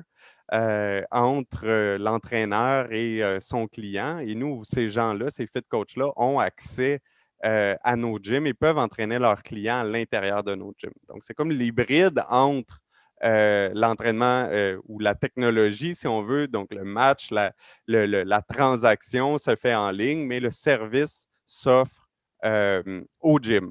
Donc, on invite ces gens-là qui travaillent avec la plateforme FitCoach à offrir leur entraînement dans nos gyms pour profiter justement de l'équipement parce que l'équipement disponible à la maison, le choix d'équipement à la maison est beaucoup moins grand que le choix d'équipement au gym. Donc, je vois que les gens vont peut-être compléter leur entraînement à la maison avec l'entraînement au gym, puis le mix va changer, mais je ne pense pas que le besoin d'aller au gym va disparaître. Oui, bien, c'est ça. C'est parce que ça fait du bien aussi d'aller voir du monde, hein, socialement, là, après un an de pandémie, enfermés dans nos salons puis nos maisons. Je pense que le besoin de voir socialiser va être là aussi. Hein? Ça, on le sent. C'est vraiment ce qu'on voit.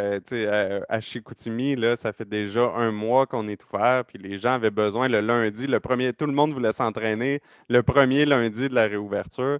Puis justement, le besoin de voir des gens et de sortir de la maison se fait sentir. Puis c'est ce qu'on entend beaucoup. Les gens sont sur l'écran, les gens qui ont un travail de bureau sont sur l'écran du matin au soir.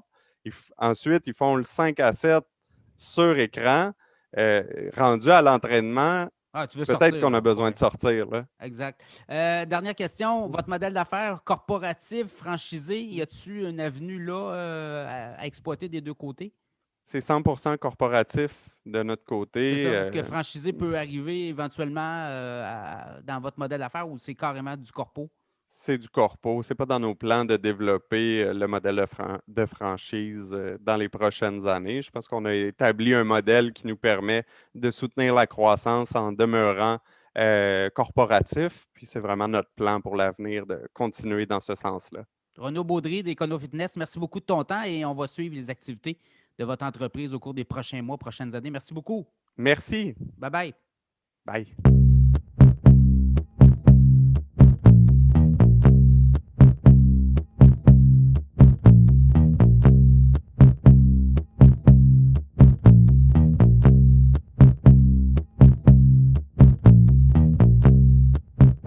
Cette semaine à Cachemire, on reçoit le PDG d'Edify NDT, Martin Thériault. Comment allez-vous, M. Thériault?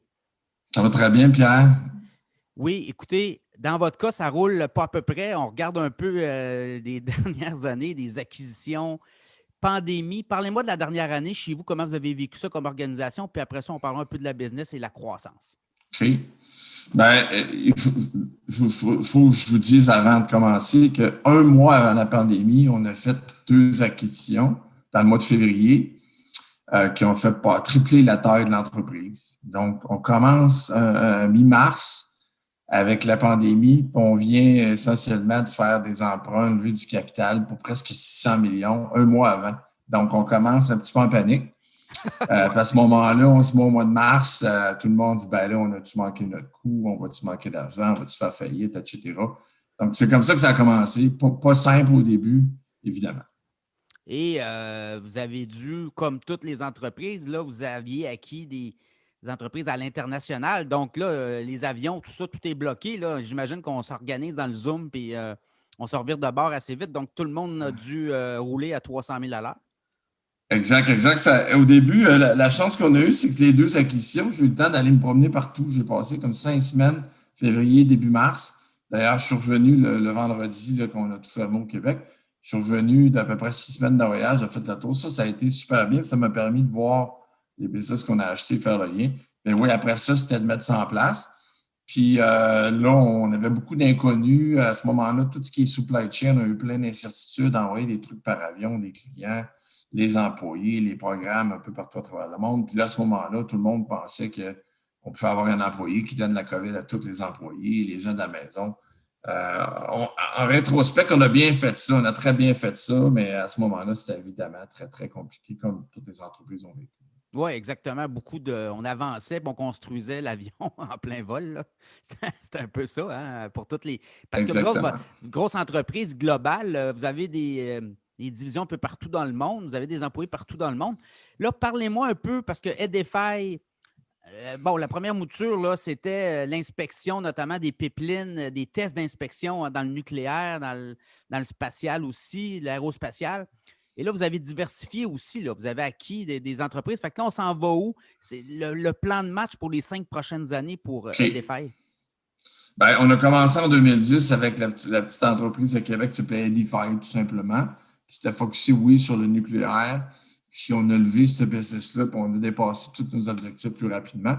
Puis à un moment donné, tout le monde m'appelait, me disait voudrais-tu prendre un partenaire, on consoliderait l'industrie, on vous donnerait de l'argent, etc., ou vous devriez vendre. Puis finalement, j'ai trouvé tellement l'idée bonne que on a fait nous-mêmes, de sorte qu'entre 2016 et 2020, essentiellement, on a fait 8 acquisitions qui nous ont fait passer en 2015 de 15 millions, 20 millions à au-dessus de 300 là, en 4 ans, essentiellement. Donc, une forte croissance.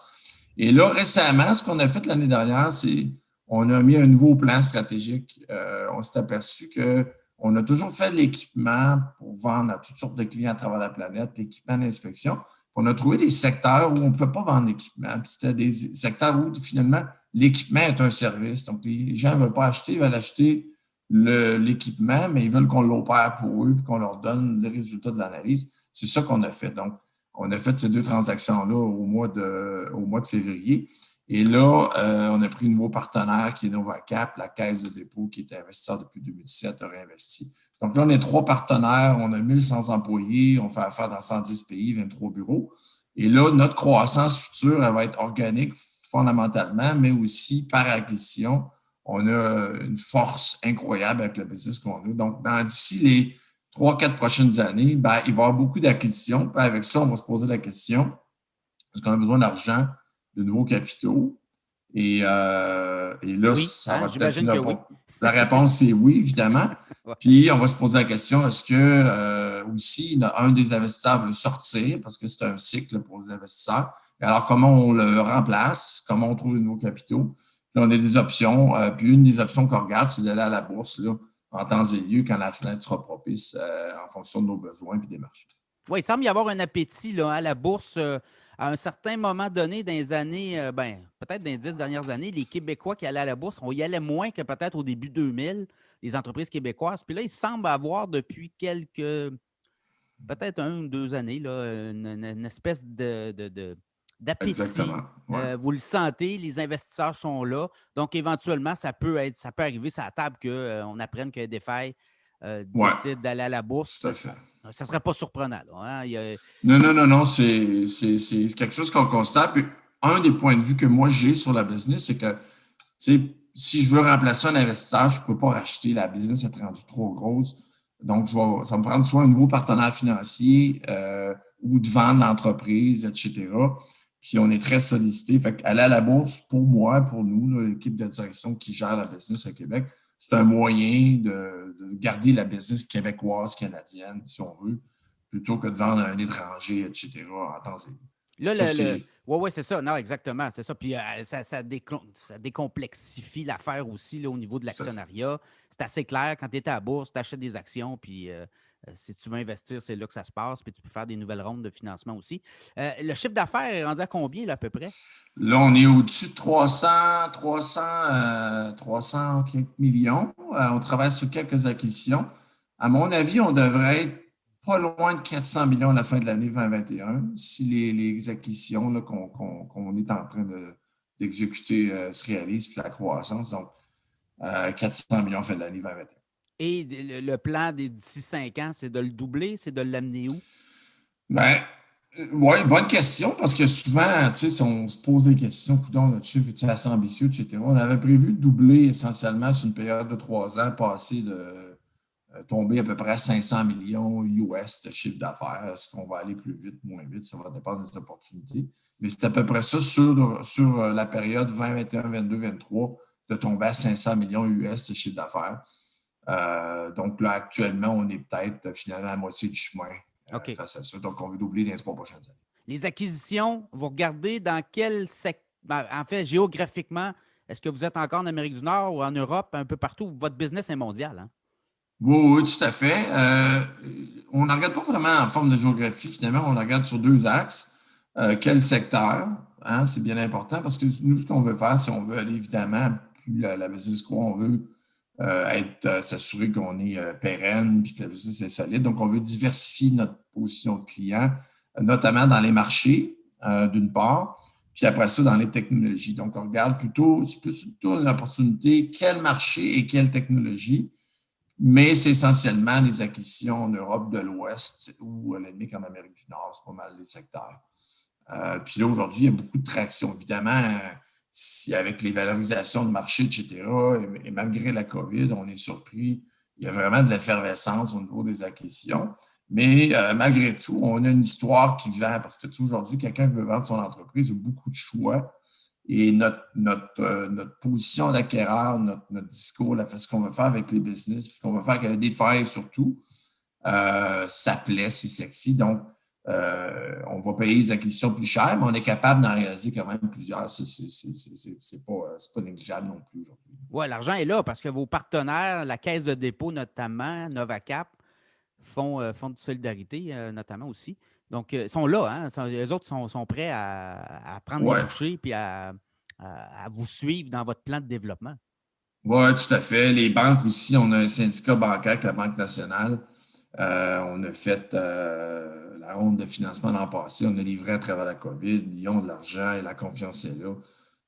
On a une belle crédibilité financière qui nous permet de croître, puis on génère beaucoup de cash. On a une business là, qui est en croissance, mais qui est extrêmement profitable parce qu'elle focus sur des segments très précis et on est les meilleurs dans ce qu'on fait. Alors, ça nous permet avec ça, de générer beaucoup de fonds de roulement, etc., de cash pour être capable de faire les acquisitions. Pénurie de main-d'œuvre, est-ce que ça vous touche beaucoup à Québec, notamment? Là, vous avez des bureaux un peu partout dans le monde, évidemment. Mais est-ce que ça vous touche particulièrement? Parce qu'on le voit, là, depuis 1 an, les travailleurs étrangers, c'est difficile de les faire venir. Ça prend les démarches sont complexes. Comment, vous, ça vous touche? Ou est-ce qu'il y a éventuellement là, des missions de recrutement à l'étranger pour vous? Oui, bien, c'est pas facile partout à travers le monde. Là. En Europe, c'est difficile dans plusieurs marchés, mais la pire place au monde à recruter actuellement, c'est à Québec. Je vous le dis, c'est la pire place. Puis, c'est drôle parce que, tu sais, le pire département à recruter, c'est ressources humaines. Parce que là, les gens de ressources humaines, généralement, sont issus localement, c'est moins les gens de l'immigration, etc. Donc, là, aujourd'hui, notre plus gros besoin est en ressources humaines pour recruter les chasseurs de tête d'une folie. Actuellement, il y a un problème majeur à Québec pour le recrutement. Puis nous, on voudrait créer des postes ici plutôt que les mettre en Allemagne. On voudrait créer 10-20 postes ici plutôt que les faire en Allemagne. Ça coûte moins cher. On crée de la richesse ici. Il y a des crédits d'R&D. Donc, c'est un endroit fantastique pour investir en développement, mettre des gens.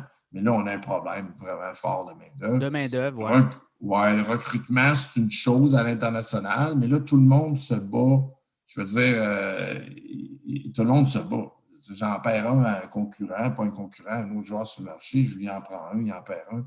Dans le fond, tout le monde se nuit, c'est bon pour les employés, puis on respecte ça. Mais effectivement, il faut vraiment que la région de Québec fasse quelque chose. On pensait que ça aurait été différent après la pandémie, etc. C'est pire que c'était avant, finalement. Oui, fait que là, il va falloir, comme on dit, les politiciens travaillent là-dessus, hein, parce que ça aussi, là, si on est pour ralentir la croissance de nos entreprises, parce qu'on n'est pas capable de recruter, ça aussi, ça joue dans la tête, là. Hein. Oui, exactement. Puis, tu sais, je sais qu'il y a des entreprises américaines, par exemple, qui ont réalisé qu'à Québec, finalement, puis surtout maintenant que la pandémie, tu peux avoir des gens à peu près n'importe où dans le monde. Il y a du talent ici, pas cher, finalement, vraiment pas cher. Donc, le gouvernement, tu sais, je veux dire, il y a des secteurs où ça crée peu de richesse économique ici. Il va falloir se poser la question, est-ce qu'on les supporte autant qu'on les supportait là, il y a 4, 5, 10 ans? C'était une situation aujourd'hui, c'est vraiment n'importe quoi. Il n'y a vraiment plus assez de gens pour assurer la croissance des entreprises. Puis on va devoir aller ailleurs si on ne trouve pas les gens ici. Parce que c'est plus facile aussi maintenant pour nous de dire je vais en mettre 15 à Calgary ou je vais en mettre, là, on a 150 personnes au Mexique. Je peux probablement trouver 25 programmeurs au Mexique très facilement. Alors, pourquoi les recruter au Mexique, les amener ici? Je vais les embaucher au Mexique. C'est ça qui nous guette aussi comme entreprise. Bon, la finalité de tout ça, c'est qu'on reste une entreprise québécoise. Donc, tout le fruit de ça, dans le fond, il contribue ici. Mais ça, c'est maintenant quelque chose qu'il faut construire fortement, qu'on ne trouvera pas les ressources ici. Il faut délocaliser, avoir des endroits dans le monde où on peut trouver du monde pas cher de qualité. Puis, on les fera voyager entre les deux localisations. Les secteurs porteurs pour vous dans les prochaines années, les industries où vous gagnez vos contrats, là, c'est dans quel secteur pour nos auditeurs qui vous écoutent? Oui, bien, nous, grosso modo, on a commencé dans le secteur nucléaire qui est très particulier. Une centrale nucléaire, on n'aime pas ça, mais c'est assez essentiel dans plusieurs pays. La France génère 80% de son énergie. Puis quand ça brise, hein, évidemment, ça coûte très cher, puis on ne veut pas avoir des... Donc ça, c'est un gros secteur au début. On continue d'être actif là-dessus. On était très fort dans ce qui est pétrochimie, tout ce qui est aéronautique. Et là, fondamentalement, tout ce qui est actif, il y a aussi les routes, les ponts, les tunnels, les chemins de fer, les aéroports. Donc, nous, on se concentre toute l'infrastructure qui fait tourner le monde pour assurer qu'elle fonctionne au mieux. Plusieurs des secteurs sont en sous-investissement. Donc, évidemment, les routes, on le sait, probablement qu'on ne met pas assez d'argent dans les routes, les tunnels. Il faut remettre beaucoup, beaucoup d'argent. Donc, ça fait plus de demandes pour nos produits. C'est la même chose. Il n'y a plus d'acceptabilité sociale, etc. Donc, je pense que les mêmes secteurs. Puis, il va y avoir des transitions énergétiques, par exemple, tout ce qui est gaz naturel. Il va y avoir une transition en Europe, notamment avec l'hydrogène. Donc, on participe à ça parce que l'hydrogène dans un tuyau, ça peut exploser, etc. Donc, je dirais qu'il reste fondamentalement les secteurs là, qui assurent les infrastructures qui font tourner la planète. C'est un peu ça notre dada actuellement, puis ça va rester ça. Oui, puis avec les plans de relance un peu partout dans le monde, bien, il va y avoir des contrats éventuellement pour tout le monde. Hein? Ouais. Alors ça, j'imagine que vous êtes aux aguets là, pour saisir les opportunités de ce côté-là.